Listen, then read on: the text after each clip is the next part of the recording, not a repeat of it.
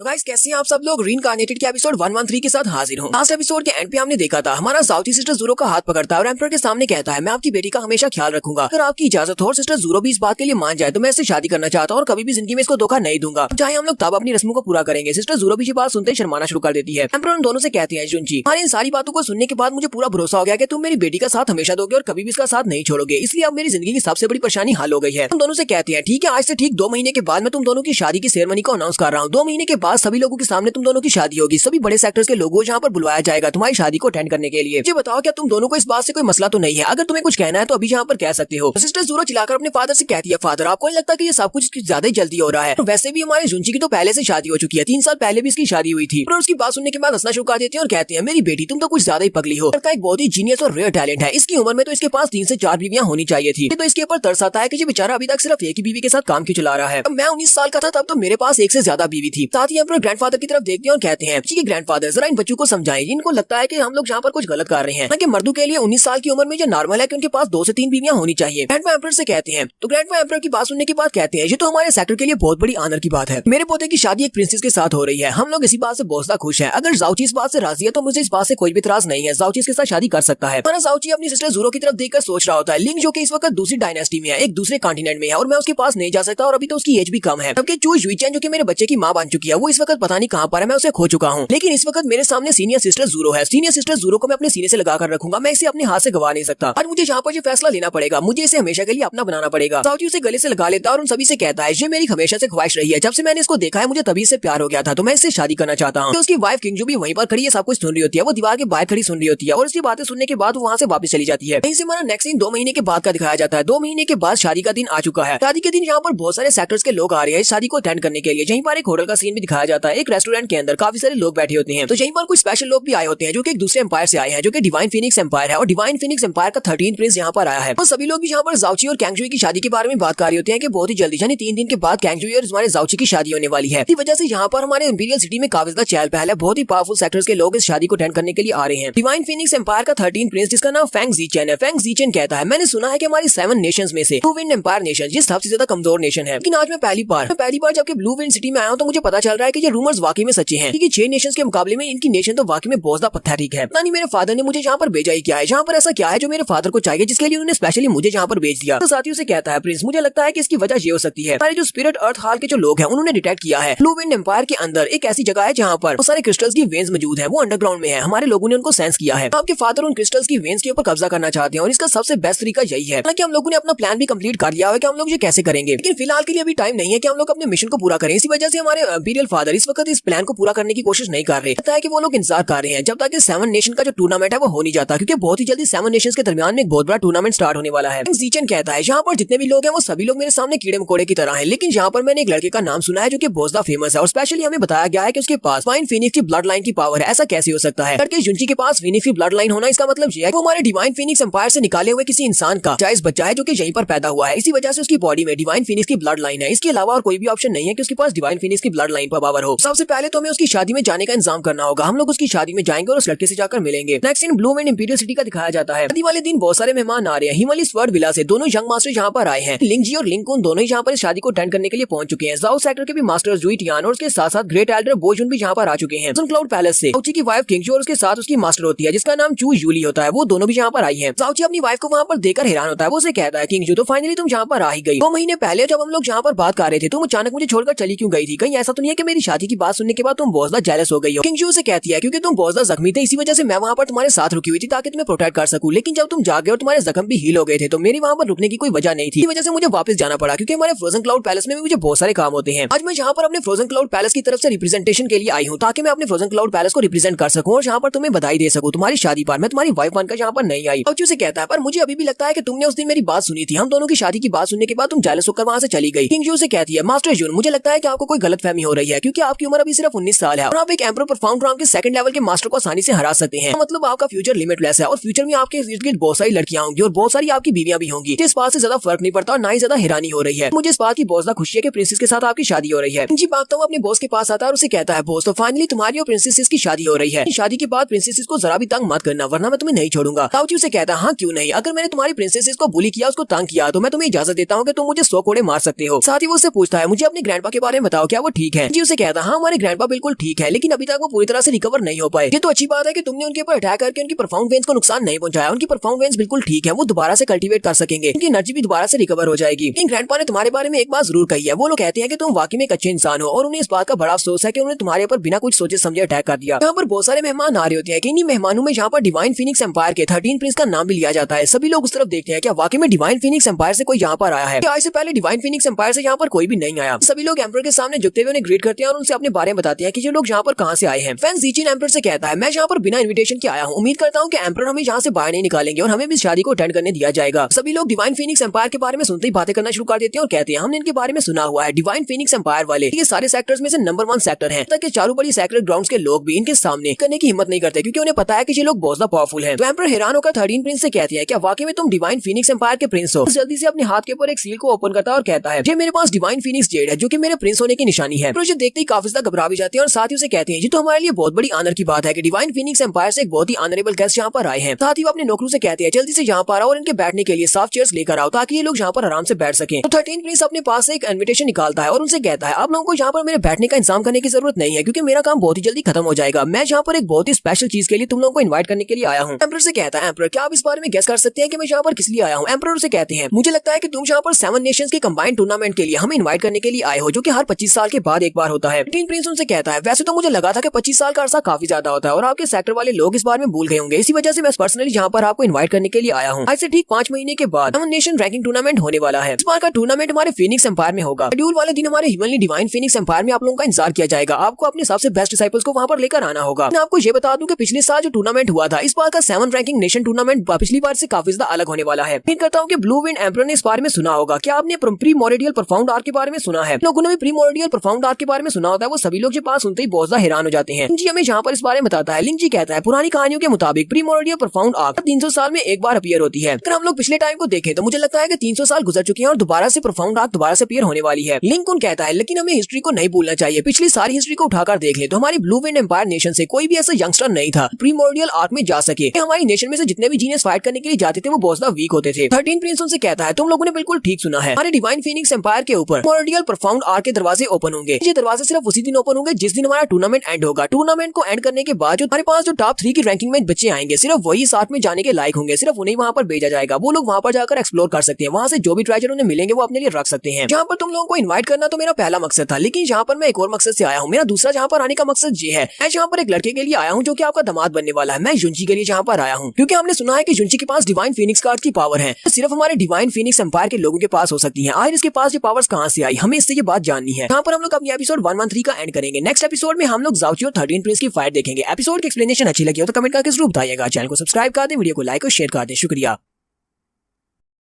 तो गाइस कैसे हैं आप सब लोग? रीइंकार्नेटेड के एपिसोड 114 के साथ हाजिर हो। तो लास्ट एपिसोड के एंड पे हमने देखा था डिवाइन फीनिक्स एम्पायर का 13 प्रिंस ज़ाओची से कहता है मैं यहाँ पर एक और काम के लिए भी आया हूँ, ना सिर्फ आप लोगों को यहाँ पर 7 नेशन टूर्नामेंट के लिए इन्विटेशन देने के लिए आया हूँ। वो ज़ाओची की तरफ इशारा करता है और कहता है तो मैंने सुना है कि आपके पास एक जीनियस लड़का है जिसका नाम युंची है और उसके पास डिवाइन फीनिक्स की ब्लड लाइन की पावर है। ऐसा नहीं होना चाहिए, हम लोग इसी बात को यहाँ पर चेक करने के लिए आए हैं क्योंकि ये मसला हमारे सेक्टर के रिलेटेड है, इसी वजह से हम लोग यहाँ पर आए हैं। जो कहता है तुम्हें किसने कह दिया कि ये मसला तुम्हारे डिवाइन फीनिक्स एम्पायर के रिलेटेड है? क्योंकि मैं तो जिंदगी में कभी भी डिवाइन फीनिक्स में नहीं गया, तुम्हारे एम्पायर में नहीं गया, तो फिर मेरे पास जो पावर्स है वो मेरी अपनी है। मैं तो ब्लू विंड एम्पायर में पैदा हुआ, ब्लू विंड एम्पायर में ही बड़ा हुआ हूँ, इसलिए मेरा तुम्हारे सेक्टर के साथ कोई भी ताल्लुक नहीं है, तो मुझे तुम्हें किसी भी बात का जवाब नहीं देना। प्रिंस का साथी हमारे ज़ाओची से कहता है 2 साल पहले जब यहाँ पर रैंकिंग टूर्नामेंट हुआ था, उस टूर्नामेंट के दौरान जब तुमने अपनी पावर्स को शो करवाया था, यहाँ पर काफी सारे लोग थे जिन लोगों ने अपनी आंखों के साथ डिवाइन फीनिक्स की पावर्स को यूज करते हुए देखा था। तुम्हारे पास फीनिक्स की फ्लेम्स की पावर है, तुम्हारे पास ब्लड लाइन की पावर नहीं है, तो फिर तुम्हारे पास वो कहाँ से आई है? हो सकता है कि हमारे डिवाइन फीनिक्स एम्पायर से हमने किसी डिसाइपल को निकाला हो और वो डिसाइपल यहाँ पर आकर जैसे गंदे कीड़े को पैदा कर गया हो। क्योंकि अगर तुम्हारे पास हमारी ब्लड लाइन की पावर हमारे किसी डिसाइपल से नहीं आई, कि तुम्हारे बाप से तुम्हारे पास नहीं आई, तो फिर ये कहाँ से आई है? जैसे एक छोटे से प्रैक्टिशनर के पास डिवाइन फीनिक्स की फ्लेम्स नहीं आ सकती। आज हम लोग यहाँ पर तुम्हारे पास से अपनी डिवाइन फीनिक्स की ब्लड लाइन की पावर वापस लेने के लिए आए हैं। 13 प्रिंस हमारे ज़ाओची से कहता है आज तुम्हारी शादी है तो हम लोग तुम्हारी शादी को खराब नहीं करना चाहते, जैसे हम लोग ज्यादा मसला क्रिएट नहीं करेंगे, हमें बस तुम्हारा थोड़ा सा ब्लड चाहिए, अपना थोड़ा सा ब्लड हमें दे दो, हम तुम्हारे ब्लड के अंदर उस डिवाइन फीनिक्स की पावर्स को चेक करेंगे। तो मुझे ये बताओ कि तुम अपनी मर्जी से अपने हाथ के ऊपर कट लगाकर हमें अपना थोड़ा सा ब्लड दोगे, या फिर तुम चाहते हो कि ये प्रिंस तुम्हारी मदद करे तुम्हारी बॉडी के ऊपर कट लगाकर तुम्हारे ब्लड को निकालने में? ज़ाओची से कहता है मेरी स्किन, मेरे हेयर और मेरी पूरी की पूरी बॉडी ये मेरे पेरेंट्स की दी हुई है। हम दोनों ना तो दोस्त हैं और ना ही एक दूसरे को जानते हैं और ना ही हम लोग फैमिली मेंबर्स हैं। मैं तुम्हें इससे पहले जानता हूँ, तो तुम्हें क्यों लगता है कि मैं तुम्हें अपनी बॉडी को टच करने दूंगा? मैं तुम्हें अपना ब्लड ड्रॉप क्यों दूंगा? तो 13 प्रिंस का साथी बहुत सा गुस्सा हो जाता है और साउची से कहता है तुम्हारी हिम्मत कैसी हुई हमारे प्रिंस के सामने इस तरह बात करने की? साथी वो अपने प्रिंस से कहता है प्रिंस मुझे ऑर्डर्स दे, मैं अभी इस लड़के को सबक सिखाता हूँ, इसकी हिम्मत कैसे हुई इस तरह आपके सामने बात करने की? वैसे हमारी बात को नहीं मानता तो आप मुझे ऑर्डर्स दे, मैं इसको यहीं पर मार डालूंगा, वैसे भी तो ये किसी की नाजायज औलाद है। तो 13 प्रिंस हमारे साउची से कहता है जब से मैं ब्लू विंड एम्पायर में पहुंचा हूँ, मैंने यहाँ पर आने के बाद सिर्फ तुम्हारे बारे में बातें सुनी है कि तुम बहुत ज्यादा एरोगेंट हो और किसी के सामने झुकते नहीं हो। ये प्रिंस पर्सनली तुम्हारे ब्लड को निकालेगा और उसके साथ खेलेगा। चलो देखते हैं कि आज मैं तुम्हारा खून किस तरह बहाता हूँ। और साथ ही वो अपनी डिवाइन फीनिक्स की फ्लेम्स को रिलीज कर रहा होता है और उसकी फ्लेम्स का पावर काफी ज्यादा होती है। एम्परर बेचारे भी जल्दी से अपने हाथों को अपने सामने करते हुए उसकी फ्लेम से बचने की कोशिश कर रहे होते हैं। 13 प्रिंस जो कि अभी काफी ज्यादा यंग है लेकिन वो एम्परर परफॉर्म ग्राम तक पहुंच चुका है। हमारी एम्परर से कहते हैं 13 प्रिंस प्लीज हमारी बात सुनो, इस तरह मत करो। लेकिन प्रिंस उसकी बात नहीं सुनता और इसको इग्नोर करता है। साथ ही हमारे साउची के ऊपर अटैक कर देता है। हमारा साउची जल्दी से पहले से बाहर की तरफ भागना शुरू कर देता है और उससे कहता है चलो देखते हैं कि तुम्हारे अंदर कितनी ज्यादा एबिलिटीज है, अगर वाकई में तुम्हारे पास एबिलिटीज है तो फिर मेरे पीछे आओ। 13 प्रिंस उसे कहता है तुम अब यहाँ से भागना चाहते हो क्या? तुम्हें वाकई में लगता है कि तुम यहाँ से भागकर जा सकते हो? चलो देखते हैं कि तुम कैसे भागते हो। वो भी बड़ी स्पीड के साथ उसका पीछा करता है और वो दोनों वहाँ से बाहर निकल आते हैं। वो वहाँ से बाहर निकलता है तो साउची बाहर आकर ग्राउंड में रुक जाता है। 13 प्रिंस भी वहीं पर आता है और उसे कहता है अब क्या हुआ, अब तुम यहाँ से भाग क्यों नहीं रहे? क्या तुम्हें पता चल गया है कि तुम भाग नहीं सकते, इसी वजह से तुम यहीं पर रुक गए हो? हमारा साउची उसे कहता है क्या तुम्हें वाकई में लगता है कि मुझे तुमसे डर लगता है या फिर मैं तुमसे डर कर भागा हूँ? क्योंकि आज मेरी शादी का दिन है, इसलिए मैं नहीं चाहता कि जहाँ पर मेरी शादी होने वाली है वो हाल तुम्हारे ब्लड की वजह से गंदा हो जाए, इसी वजह से मैं तुम्हें यहाँ पर बाहर लेकर आया हूँ। अब देखो मैं तुम्हारा क्या करता हूँ। 13 प्रिंस हैरान होकर उसे कहता है मैं भी देखना चाहता हूँ कि आज तुम्हें इतनी ज्यादा हिम्मत मिल कहाँ से रही है। वाकई में लगता है कि तुम मेरे सामने टिक सकती हो। मैं 13 प्रिंस हूँ डिवाइन फीनिक्स एम्पायर का, लेकिन अब यहाँ पर मैं तुम्हें जेन्युइन डिवाइन फीनिक्स फायर की पावर दिखाने वाला हूँ। साथ ही वो अपनी पावर्स को रिलीज करते हुए अपनी डिवाइन फीनिक्स की फ्लेम्स के साथ हमारे साउची के ऊपर अटैक करता है। वहाँ पर सामने एक जबरदस्त धमाका होता है। साउची क्योंकि हर किस्म के फ्लेम से इम्यून है, इसी वजह से उसकी फ्लेम्स का उसके ऊपर कोई भी असर नहीं होता। साउची कहता है और ऊपर से इसके पास जो डिवाइन फीनिक्स की फ्लेम्स है इसकी प्योरिटी तो मेरी फीनिक्स की फ्लेम से आधी से भी कम है, यानी कि मेरे पास जो डिवाइन फीनिक्स कार्ड की फ्लेम्स की पावर है वो बहुत ज्यादा पावरफुल है। ठीक है, साथ ही हमारा साउची एम्फेरियन dance of the phoenix wing move को यूज करता है और साथ ही वहाँ पर हवा में एक बड़ा सा फीनिक्स बनता है। देखते ही 13 प्रिंस और उसका साथी बहुत सा घबरा जाते हैं और कहते हैं ऐसा कैसे हो सकता है, इस कमीने ने हमारे प्रिंस की फ्लेम्स को डिस्ट्रॉय कर दिया है, वो भी अपनी फ्लेम्स के साथ। यानी इसके पास जो डिवाइन फीनिक्स की फ्लेम्स है वो बहुत ज्यादा पावरफुल है, हमारी फ्लेम से भी ज्यादा पावरफुल है। मुझे यहाँ पर इतना ज्यादा प्रेशर क्यों महसूस हो रहा है, जैसे कि इस बंदे के पास जो फ्लेम्स है वो हमारी फ्लेम से भी ज्यादा स्ट्रॉन्गर है। ये देखने के बाद तो प्रिंस को और भी ज्यादा तड़का लगता है। वो चिल्लाकर उसे कहता है किसी कमीने के बच्चे, हमारे पास जो डिवाइन फीनिक्स की फ्लेम्स है वो हमारी फ्लेम से ज्यादा बेहतर नहीं हो सकती। मैं डिवाइन फीनिक्स एम्पायर का प्रिंस हूँ और मेरे पास एब्सोल्यूट पावर है क्योंकि मैं रॉयल फैमिली से हूँ और मेरे पास रॉयल फैमिली की ब्लड लाइन की पावर है। तुम्हें मैं अपनी फीनिक्स फ्लेम्स के साथ मारने वाला हूँ। और साथ ही वो अपनी फीनिक्स फ्लेम्स की डोमेन की पावर को एक्टिवेट करता है। जो लोग एम्परर लेवल पर होते हैं वो लोग डोमेन की पावर को यूज कर सकते हैं। 13 प्रिंस वहाँ पर डोमेन की पावर को यूज करता है, तो जैसे वहाँ पर डोमेन की पावर को यूज करता है हमारा साउची बड़ी आसानी के साथ उसकी डोमेन को ब्रेक कर देता है क्योंकि साउची की फ्लेम्स उसकी फ्लेम से बहुत ज्यादा पावरफुल है। हमारा साउची ऊपर से उसके ऊपर अटैक करता है, इस बात से वो बहुत ज्यादा घबरा जाता है। वो 13 प्रिंस के ऊपर डायरेक्टली अटैक करता है। वहाँ पर एक जबरदस्त धमाका होता है कि उसके साथी भी देखकर बहुत ज्यादा हैरान होते हैं कि उनके प्रिंस को इस लड़के ने बड़ी आसानी के साथ हरा दिया है। प्रिंस जख्मी होने के बाद ग्राउंड के ऊपर गिर जाता है और कहता है ऐसा बिल्कुल भी नहीं हो सकता, ये लड़का इसका लेवल तो मुझसे बहुत ज्यादा कम है, ये तो अर्थ परफॉर्म ड्राम पर है, फिर भी इसकी फीनिक्स पावर इतनी ज्यादा कैसे हो सकती है कि ये मुझे हरा सकता है जो कि अपने एम्परर परफॉर्म ड्राम में है। साउथ साइड के पैट्रियार्च भी सोच रहे होते हैं हमने बहुत ही अच्छा फैसला किया इस लड़के के साथ पंगा ना लेने का, ये लड़का तो इतना ज्यादा पावरफुल है एक छोटे मॉन्स्टर की तरह कि इसने 13 प्रिंस को भी बड़ी आसानी से हरा दिया जो कि डिवाइन फीनिक्स एम्पायर का 13 प्रिंस है। के पास फीनिक्स की जो पावर है वो बहुत ज्यादा प्योर है। अगर हम लोग इस लड़के को गुस्सा दिलाते तो हमारा साउथ सेक्टर इस लड़के के सामने नहीं टिक पाता। प्रिंस का साथी जल्दी से हमारे साउची के ऊपर अटैक करने के लिए आगे बढ़ता और कहता है यहीं पर रुको, तुम इसको और ज्यादा नुकसान नहीं पहुंचा सकते। इसी वो हमारे साउची के ऊपर अटैक करने के लिए आगे बढ़ता है। किंग अपनी पावर्स को रिलीज करते हुए उसे वहीं पर रोक देती है और कहती है तुम आगे नहीं बढ़ सकते। तुम वाकई में यहाँ पर एक फेयर एंड स्क्वेयर फाइट नहीं देखना चाहते, तुम्हारा प्रिंस और हमारा यंग मास्टर दोनों आपस में फाइट कर रहे हैं। तुम एक सीनियर हो और तुम सीनियर होने के बावजूद सीनियरिटी को छोड़कर उसके ऊपर अटैक करने के लिए आगे बढ़ रहे हो। तो वो एल्डर वहाँ पर रुकने की बजाय हमारी किंग के ऊपर भी अटैक करता है और कहता है तुम्हारी जैसी छोटी लड़की की हिम्मत कैसे हुई यहाँ पर मेरा रास्ता ब्लॉक करने की, मुझे अपने प्रिंस को बचाने के लिए जाना है, तुम मेरे हाथों से मरोगी। हमारी किंग के ऊपर अटैक कर देता है। जैसे वो किंग के ऊपर अटैक करता है हमारी किंग यहाँ पर अपनी डोमेन की पावर को एक्टिवेट करती है, उसको वहाँ पर कंप्लीटली ब्लॉक कर देती है। वहाँ पर डिवाइन फीनिक्स सेक्टर के जितने भी बाकी के लोग होते हैं उन सभी को भी आइस के अंदर जमा देती है और सभी से कहती है तुम में से कोई भी आगे नहीं बढ़ सकता। ठीक है, तो 13 प्रिंस के साथ उसका साथी एल्डर होता है वो इस बात से काफी ज्यादा हैरान होता है और कहता है ऐसा कैसे हो सकता है कि पास जो आइस एट्रीब्यूट की पावर है वो इतनी ज्यादा पावरफुल है कि उसने मुझे भी यहाँ पर फ्रीज कर दिया है, मेरी इसने डिवाइन फीनिक्स फ्लेम्स को भी फ्रीज कर दिया। लड़की भी एम्परर परफॉर्म ड्राम के 4th लेवल पर है, कैसे हो सकता है? ब्लू विंड एम्पायर में ऐसे छोटे से सिटी में वो पावरफुल एक्सपर्ट्स कैसे हो सकते हैं? कि दूसरी तरफ हमारा साउची अभी प्रिंस को छोड़ नहीं रहा, वो फिर से उसके ऊपर अटैक करता है और इस बार का अटैक बहुत ज्यादा पावरफुल होता है। वो अटैक इतना ज्यादा पावरफुल होता है 13 प्रिंस उड़ता हुआ पीछे जाकर गिरता है। साउची फिर से उसके ऊपर अटैक करता है। वो अपने इर्द गिर्द एक बड़ी सी शील्ड बना लेता है जो कि बहुत ज्यादा पावरफुल होती है। पर हमें लिंकन इस बारे में बताता है कि ये शील्ड कितनी ज्यादा पावरफुल है। लिंकन कहता है इसको फीनिक्स ट्रेजर टोनिंग कहा जाता है, ये बहुत ही पावरफुल शील्ड है जो कि किसी भी अटैक को ब्लॉक कर सकती है। हमारा साउची जब उसके ऊपर अटैक करता है तो वो उसको ब्लॉक नहीं कर पाती, किंग उसके साथियों को छोड़ देती है और वो सभी लोग भागते हुए अपने 13 प्रिंस के पास चले जाते हैं जो कि बहुत ही जख्मी हालत में ग्राउंड के ऊपर गिरा पड़ा होता है और उसकी शील्ड भी उसके काम नहीं आई। सभी लोग जाकर अपने प्रिंस को उठा लेते हैं जबकि प्रिंस उनसे कहता है चलो यहाँ से चलते हैं। प्रिंस सोच रहा होता है ये किसी कमीने का बच्चा है जिसने हमारी ब्लड लाइन की पावर को चोरी किया है। जरा देखो तो सही, इसकी ब्लड लाइन की पावर इतनी ज्यादा पावरफुल है कि इसने मुझे यहाँ पर हरा दिया है जिसके पास ओरिजिनल ब्लड लाइन की पावर है। इस लड़के से अपना बदला तो लेना ही है। जैसे वो लोग यहाँ से जाने लगते हैं हमारा साउची कहता है तुम लोग इतनी आसानी के साथ यहाँ से नहीं जा सकते। तो यहाँ पर पर आकर मेरी शादी के दिन को खराब किया है, तुमने यहाँ पर आकर ये सब कुछ किया। तुम्हें लगता है कि तुम इतनी ज्यादा मैस क्रिएट करने के बाद इतनी आसानी से यहाँ से निकल सकते हो? अगर तुम लोग यहाँ से जाना चाहते हो तो जा सकते हो। तुम्हारे 13 प्रिंस को अपना एक बाजू और अपनी एक टांग काटनी होगी। एक टांग और बाजू काटने के बाद ही तुम लोग यहाँ से जा पाओगे। प्रिंस के साथ जो एल्डर होता है वो बहुत ज्यादा गुस्सा हो जाता है और हमारे जाउची से कहता है तुम्हारी हिम्मत कैसे हुई हमारे प्रिंस को यहाँ पर धमकी देने की? तुमने उसके साथ जो किया है वही काफी है। तुम्हें लगता है क्या मैं तुम्हें और इसके साथ कुछ करने दूंगा? हिम्मत है तो जो करके दिखाओ। जाउची उसे कहता है क्या तुम्हें वाकई में लगता है कि मेरे अंदर हिम्मत नहीं है? माना जाउची जल्दी से जंप करते हुए हवा में चला जाता है और कहता है तो ठीक है, मैं तुम्हें दिखाने वाला हूँ कि मेरे अंदर कितनी ज्यादा हिम्मत है। जब इसकी टांग और इसका बाजू अपने हाथों से काटना पड़ेगा और बाकी सभी से भी वो कहता है कोई भी इस फाइट में इंटरफियर नहीं करेगा। जो वहाँ पर अपनी आइस पावर को यूज करते हुए एक बड़ी सी आइस की वॉल बना देती है और उन सभी से कहती है तुम सभी लोग इस सारे मसले से दूर हो वरना तुम सभी लोग भी इस फाइट में इन्वॉल्व हो जाओगे। तो डिवाइन फीनिक्स सेक्टर के जितने लोग होते हैं अब सभी लोग दीवार के अंदर वाली साइड पर हैं और वो लोग जाउची के ऊपर अटैक करने के लिए आगे बढ़ते हैं। लोग एक स्पेशल मूव को यूज करते हैं जिसका नाम ड्रैगन रप्चरिंग फ्लेम होता है। उस फ्लेम पावर के साथ जाउची के ऊपर हवा में अटैक करते हैं। जाउची हवा में होता है, वहाँ पर एक जबरदस्त धमाका होता है। वहाँ पर धमाका होने के बाद दिखाते हैं कि वो एल्डर अपने आसपास देख रहा होता है अपने प्रिंस की तरफ और कहता है प्रिंस क्या आप ठीक हैं? जैसे वो लोग पीछे की तरफ देखते हैं जाउची ने उनके प्रिंस को नीचे गिरा लिया होता है और अपना पाँव उसके ऊपर रखा होता है। वो एल्डर और भी ज्यादा गुस्सा हो जाता है लेकिन वो यहाँ पर कर कुछ नहीं सकता। वो हमारे जाउची से कहता है जाउची हमारे प्रिंस को जाने दो, तुमने उसको बहुत ज्यादा शर्मिंदा कर दिया, हम लोग अपनी हार मानते हैं। अगर तुम हमारे प्रिंस को यहाँ से जाने देते हो तो हम तुमसे वादा करते हैं कि हम लोग तुम्हारे पर और कोई भी मूव नहीं चलेंगे, हम लोग यहाँ से चले जाएंगे, अपने प्रिंस को लेकर यहाँ से चले जाएंगे। जाउची उसे कहता है अच्छा तो तुम्हारे कहने का मतलब यह है कि अगर मैं तुम्हारे प्रिंस को नहीं छोड़ता तो फिर तुम तुम्हारे पर अटैक करोगे? ठीक है, मैं तुम्हारे प्रिंस को नहीं छोड़ने वाला, तुमसे जो करने होता है कर लो। पर हम लोग अपनी एपिसोड 114 का एंड करेंगे। एपिसोड की एक्सप्लेनेशन अच्छी लगी हो तो कमेंट करके जरूर बताइएगा। चैनल को सब्सक्राइब कर दे, वीडियो को लाइक और शेयर कर दें। शुक्रिया।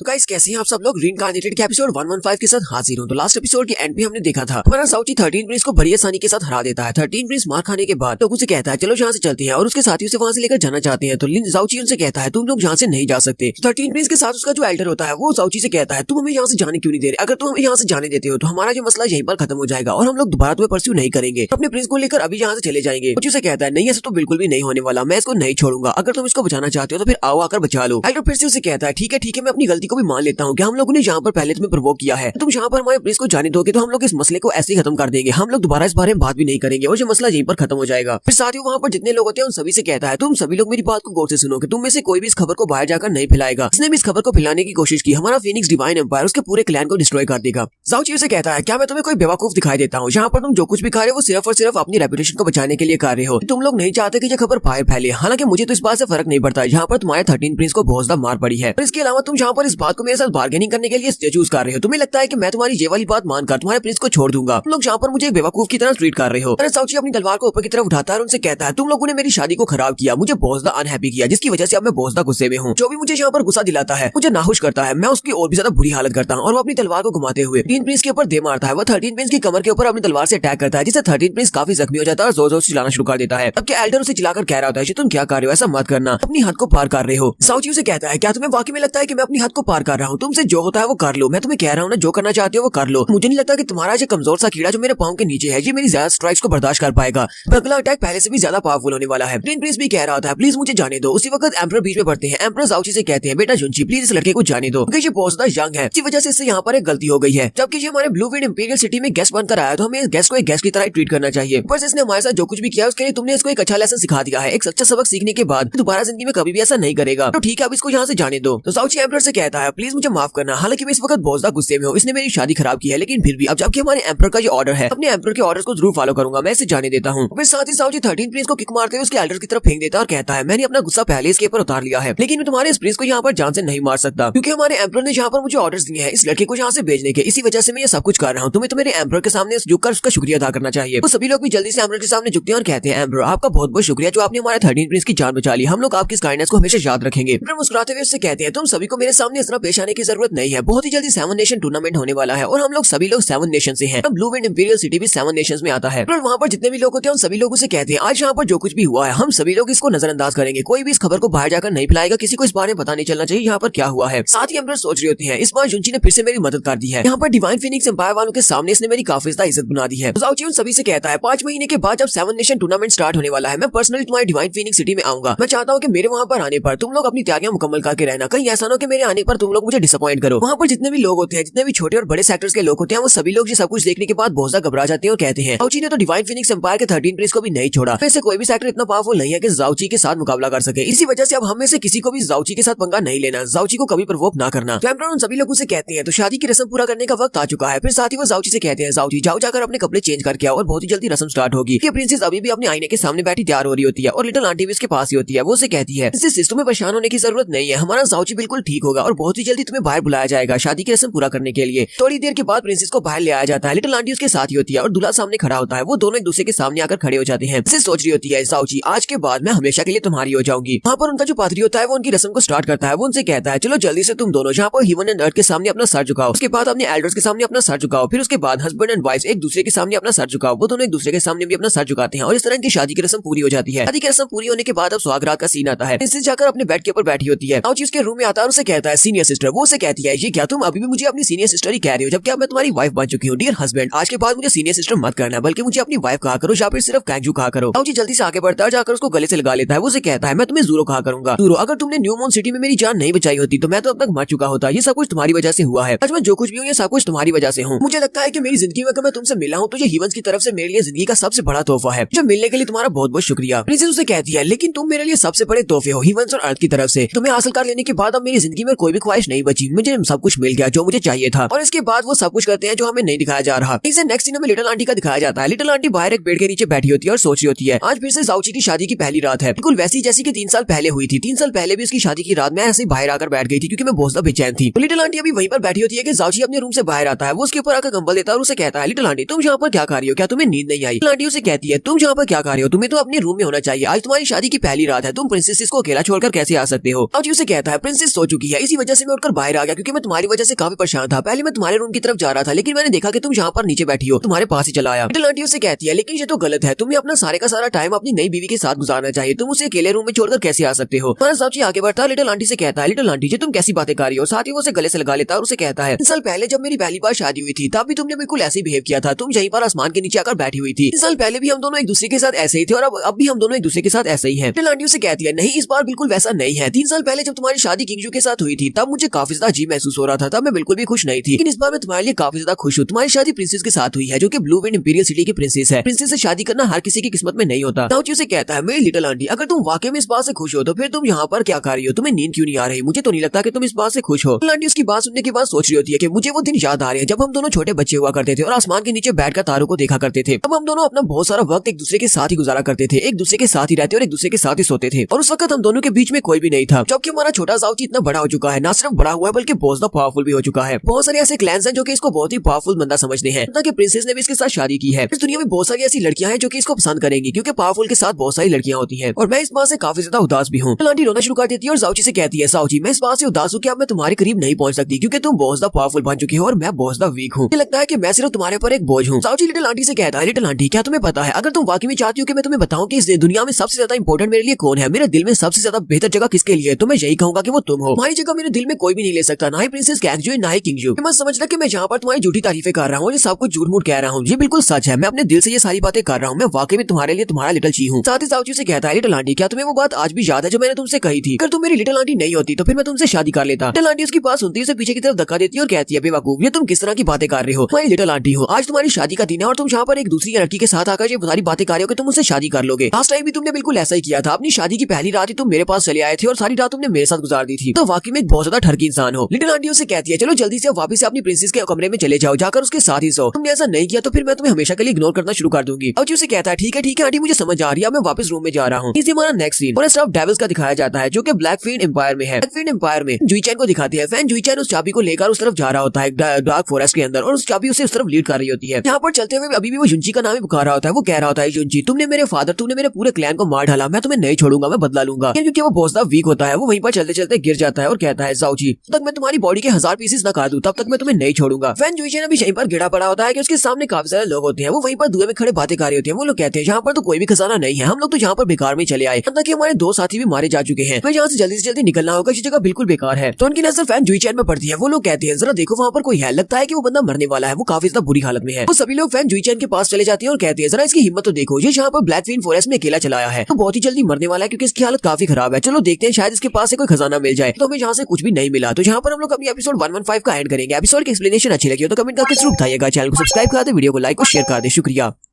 तो गाइस कैसे हैं आप सब लोग। रीइंकार्नेटेड के एपिसोड 116 के साथ हाजिर हूं। तो लास्ट एपिसोड के एंड पे हमने देखा था फैन जुईचेन को दिखाते हैं जो कि ब्लैकफिन फॉरेस्ट की तरफ जा रहा होता है। तो वहीं पर फॉरेस्ट में गिर जाता है क्योंकि वो काफी ज्यादा वीक है। तो वहाँ पर पहले से 4-5 लोग होते हैं। वो लोग कहते हैं जरा वहाँ पर देखो कोई बंदा यहाँ पर अकेला चला आया है तो यहीं पर गिर गया है, लगता है बहुत ही जल्दी मरने वाला है। चलो देखते हैं कि शायद इसके पास से कोई खजाना मिल जाए। तो उन बैंडिट्स में से एक बंदा अपनी तलवार निकालता है, फैन जुईचेन को मारने लगता है। फैन जुईचेन कहता है क्या मैं वाकई में यहाँ पर मरने वाला हूँ, क्या मैं अपना बदला लिए बिना ही यहीं पर मर जाऊंगा। जुईचेन कहता है नहीं मैं यहाँ पर नहीं मरने वाला। और वहीं पर वो एक जोरदार चीख मारता है तो उसकी बॉडी के अंदर से जबरदस्त एनर्जी निकलती है। वो एनर्जी बहुत ज्यादा पावरफुल होती है। जुईचेन उठ जाता है और कहता है जब तक मैं युंची को मार नहीं देता तब तक मेरा बदला पूरा नहीं होगा। मैं यहाँ पर मार नहीं सकता, इन सभी लोगों को मरना होगा जो लोग मुझे मारने के बारे में सोच रहे हैं। फैन जुईचेन अपने सामने वाले बंदे के ऊपर अटैक करता है और उसको बड़ी आसानी के साथ सिर्फ एक स्ट्राइक से मार देता है, जबकि बाकी के सभी लोग पीछे की तरफ हट जाते हैं। जुईचेन कहता है मैं यहाँ पर नहीं मार सकता, मुझे सभी को मारना है। बाकी के सभी के ऊपर भी अटैक करने के लिए आगे बढ़ता है तो वो सभी लोग डरकर वहाँ से भाग जाते हैं। जुईचेन अभी भी कह रहा होता है कि मुझे जाओची को मारना है, मैं जाओची को मारे बिना नहीं मार सकता। और वो फिर से वहीं पर ड्रम करके गिर जाता है। उसके पास जो चाबी होती है वो चमक रही होती है। चाबी यहाँ पर जिस किंग की सोल को अनलॉक करने के लिए उसे भी महसूस होता है कि यहाँ पर कोई बहुत ही पावरफुल आया है। कहता है यहाँ पर जो भी बंदा है इससे बहुत ज्यादा नफरत करता है और इसके दिल में उसके लिए इतनी ज्यादा नफरत है और गुस्सा है। इसकी बॉडी बिल्कुल परफेक्ट है मेरे यहाँ से भाग पाने के प्लान को कामयाब करवाने के लिए। ऊपर से इसके पास चाबी भी है कि बॉडी बिल्कुल परफेक्ट रहेगी। ऐसी परफेक्ट बॉडी तो मुझे चाहिए जिसके अंदर मैं अपनी सोल को रिजाइड कर सकता हूँ और अपना एंगर पूरी दुनिया के ऊपर अनलिश कर सकता हूँ ताकि मैं उन लोगों से बदला ले सकूँ जिन लोगों ने मुझे यहाँ पर कैद किया था। मैंने पिछले कई सालों से यहाँ पर इंतजार किया है, अब फाइनली मुझे लगता है कि मैं यहाँ से आजाद होने वाला हूँ। फैन जुईचेन थोड़ी देर तक वहाँ पर बेहोश रहने के बाद फिर से उसे होश आती है और कहता है लगता है कि मैं अभी तक ठीक हूँ। इसी वक्त उसे चाबी से फिर से आवाज आती है। वो कहता है लगता है कि चाबी मुझे किसी तरफ इशारा कर रही है, मुझे उस तरफ जाना है। और वो अपनी चाबी को सामने की तरफ करता है और उसकी डायरेक्शंस को फॉलो करते हुए सामने की तरफ चला जाता है।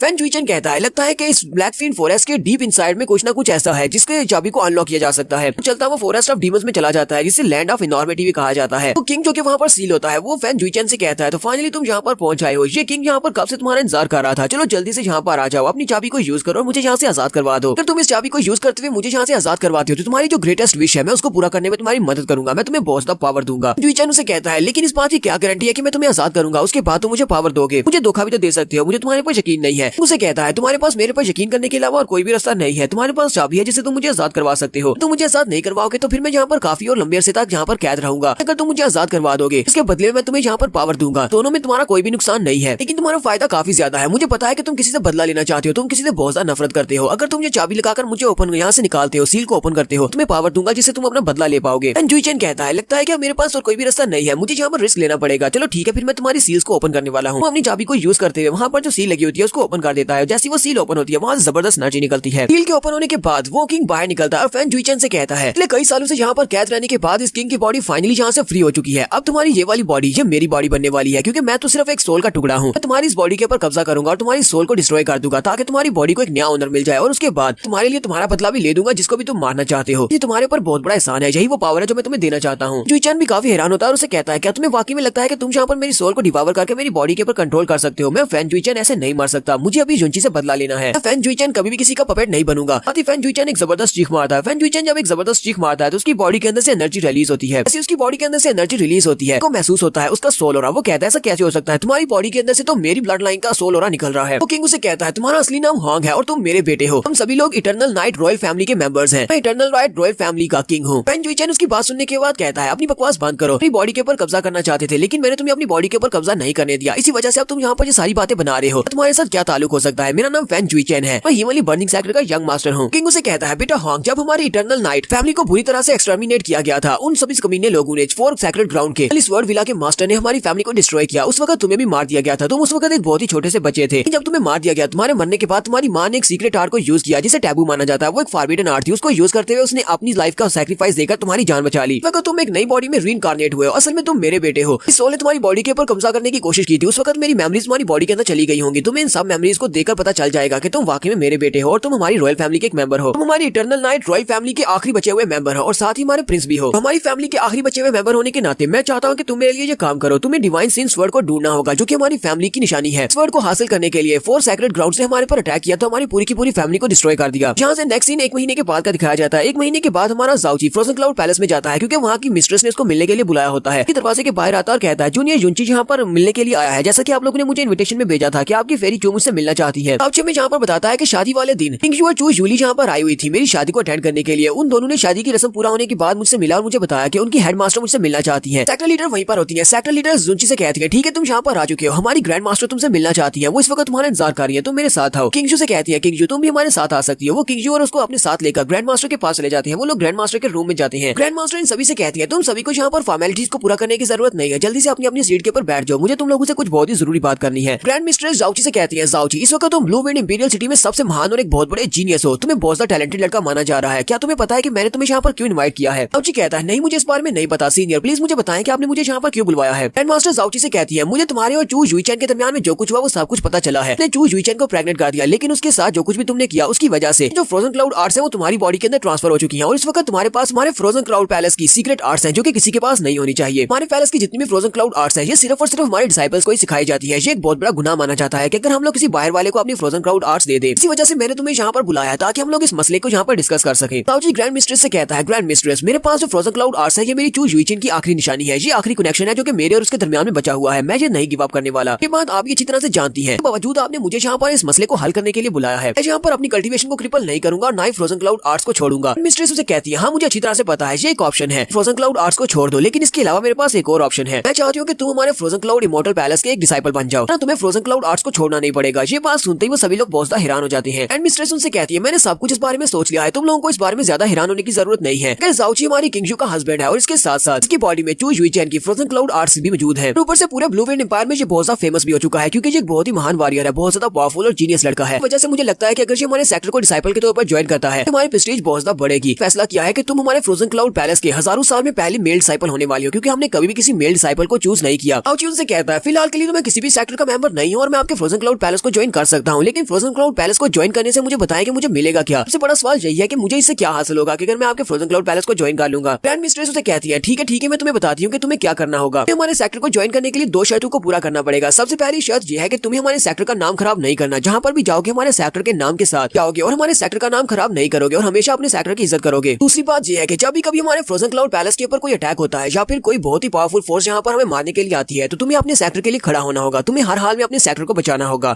बस यही 2 शर्तें हैं, ये 2 कंडीशंस को तुम पूरा करो तो फ्रोजन क्लाउड पैलेस में जो कुछ भी है, जितनी पावर्स है वो सब कुछ तुम्हें मिलेगी। तुम हर एक आर्ट को यूज कर सकते हो ताकि तुम्हारे लिए सारे के सारे पैलेस के दरवाजे ओपन किए जाएंगे, जहाँ पर जाना चाहो वहाँ पर जा सकते हो। ताऊची उनसे कहता है ग्रैंड मिस्ट्रेस ठीक है मुझे आपकी दोनों कंडीशन मंजूर है, मैं आपके फ्रोजन क्लाउड पैलेस का एक मेंबर बनने को तैयार हूँ, ठीक है मैं आपका डिसाइपल बन जाता हूँ। आज के बाद कभी भी आपके पैलेस के नाम को खराब नहीं करूंगा और जब भी कभी आपको मेरी जरूरत होगी आप बस मुझे इन्फॉर्म कर देना, मैं पहली सांस में यहाँ पर पहुंच जाऊंगा, जितनी जल्दी हो सके मैं यहाँ पर आऊंगा और आपके पैलेस को प्रोटेक्ट करूंगा। ग्रैंड मिस्ट्रेस उसे कहती है ठीक है। फिर आज के बाद तुम्हारे फ्रोजन क्लाउड पैलेस के एक डिसाइपल हुए, वो अपने पास एक क्रिस्टल निकालती है और उसे उसके माथे के अंदर इम्बेड कर देती है और कहती है तुम्हें यहाँ पर ऑफिशियली अपना डिसाइपल बना रही हूँ। आज के बाद तुम हमारे फ्रोजन क्लाउड इमॉर्टल पैलेस के पहले मेल डिसाइपल होगे। तुम्हारे माथे के ऊपर ये क्रिस्टल का निशान इस बात का सबूत है कि तुम हमारे एक डिसाइपल हो। तुम हमारे फ्रोजन क्लाउड पैलेस की डिसाइपलशिप को छोड़ना चाहो तो तुम अपने माथे के ऊपर से इस क्रिस्टल के निशान को मिटा देना। के बाद तुम हमारे सेक्टर के डिसाइपल नहीं रहोगे। पर हमारी एपिसोड 116 का एंड करेंगे। एपिसोड की एक्सप्लेनेशन अच्छी लगी हो तो कमेंट करके जरूर बताइएगा। चैनल को सब्सक्राइब कर दे, वीडियो को लाइक और शेयर कर दे। शुक्रिया।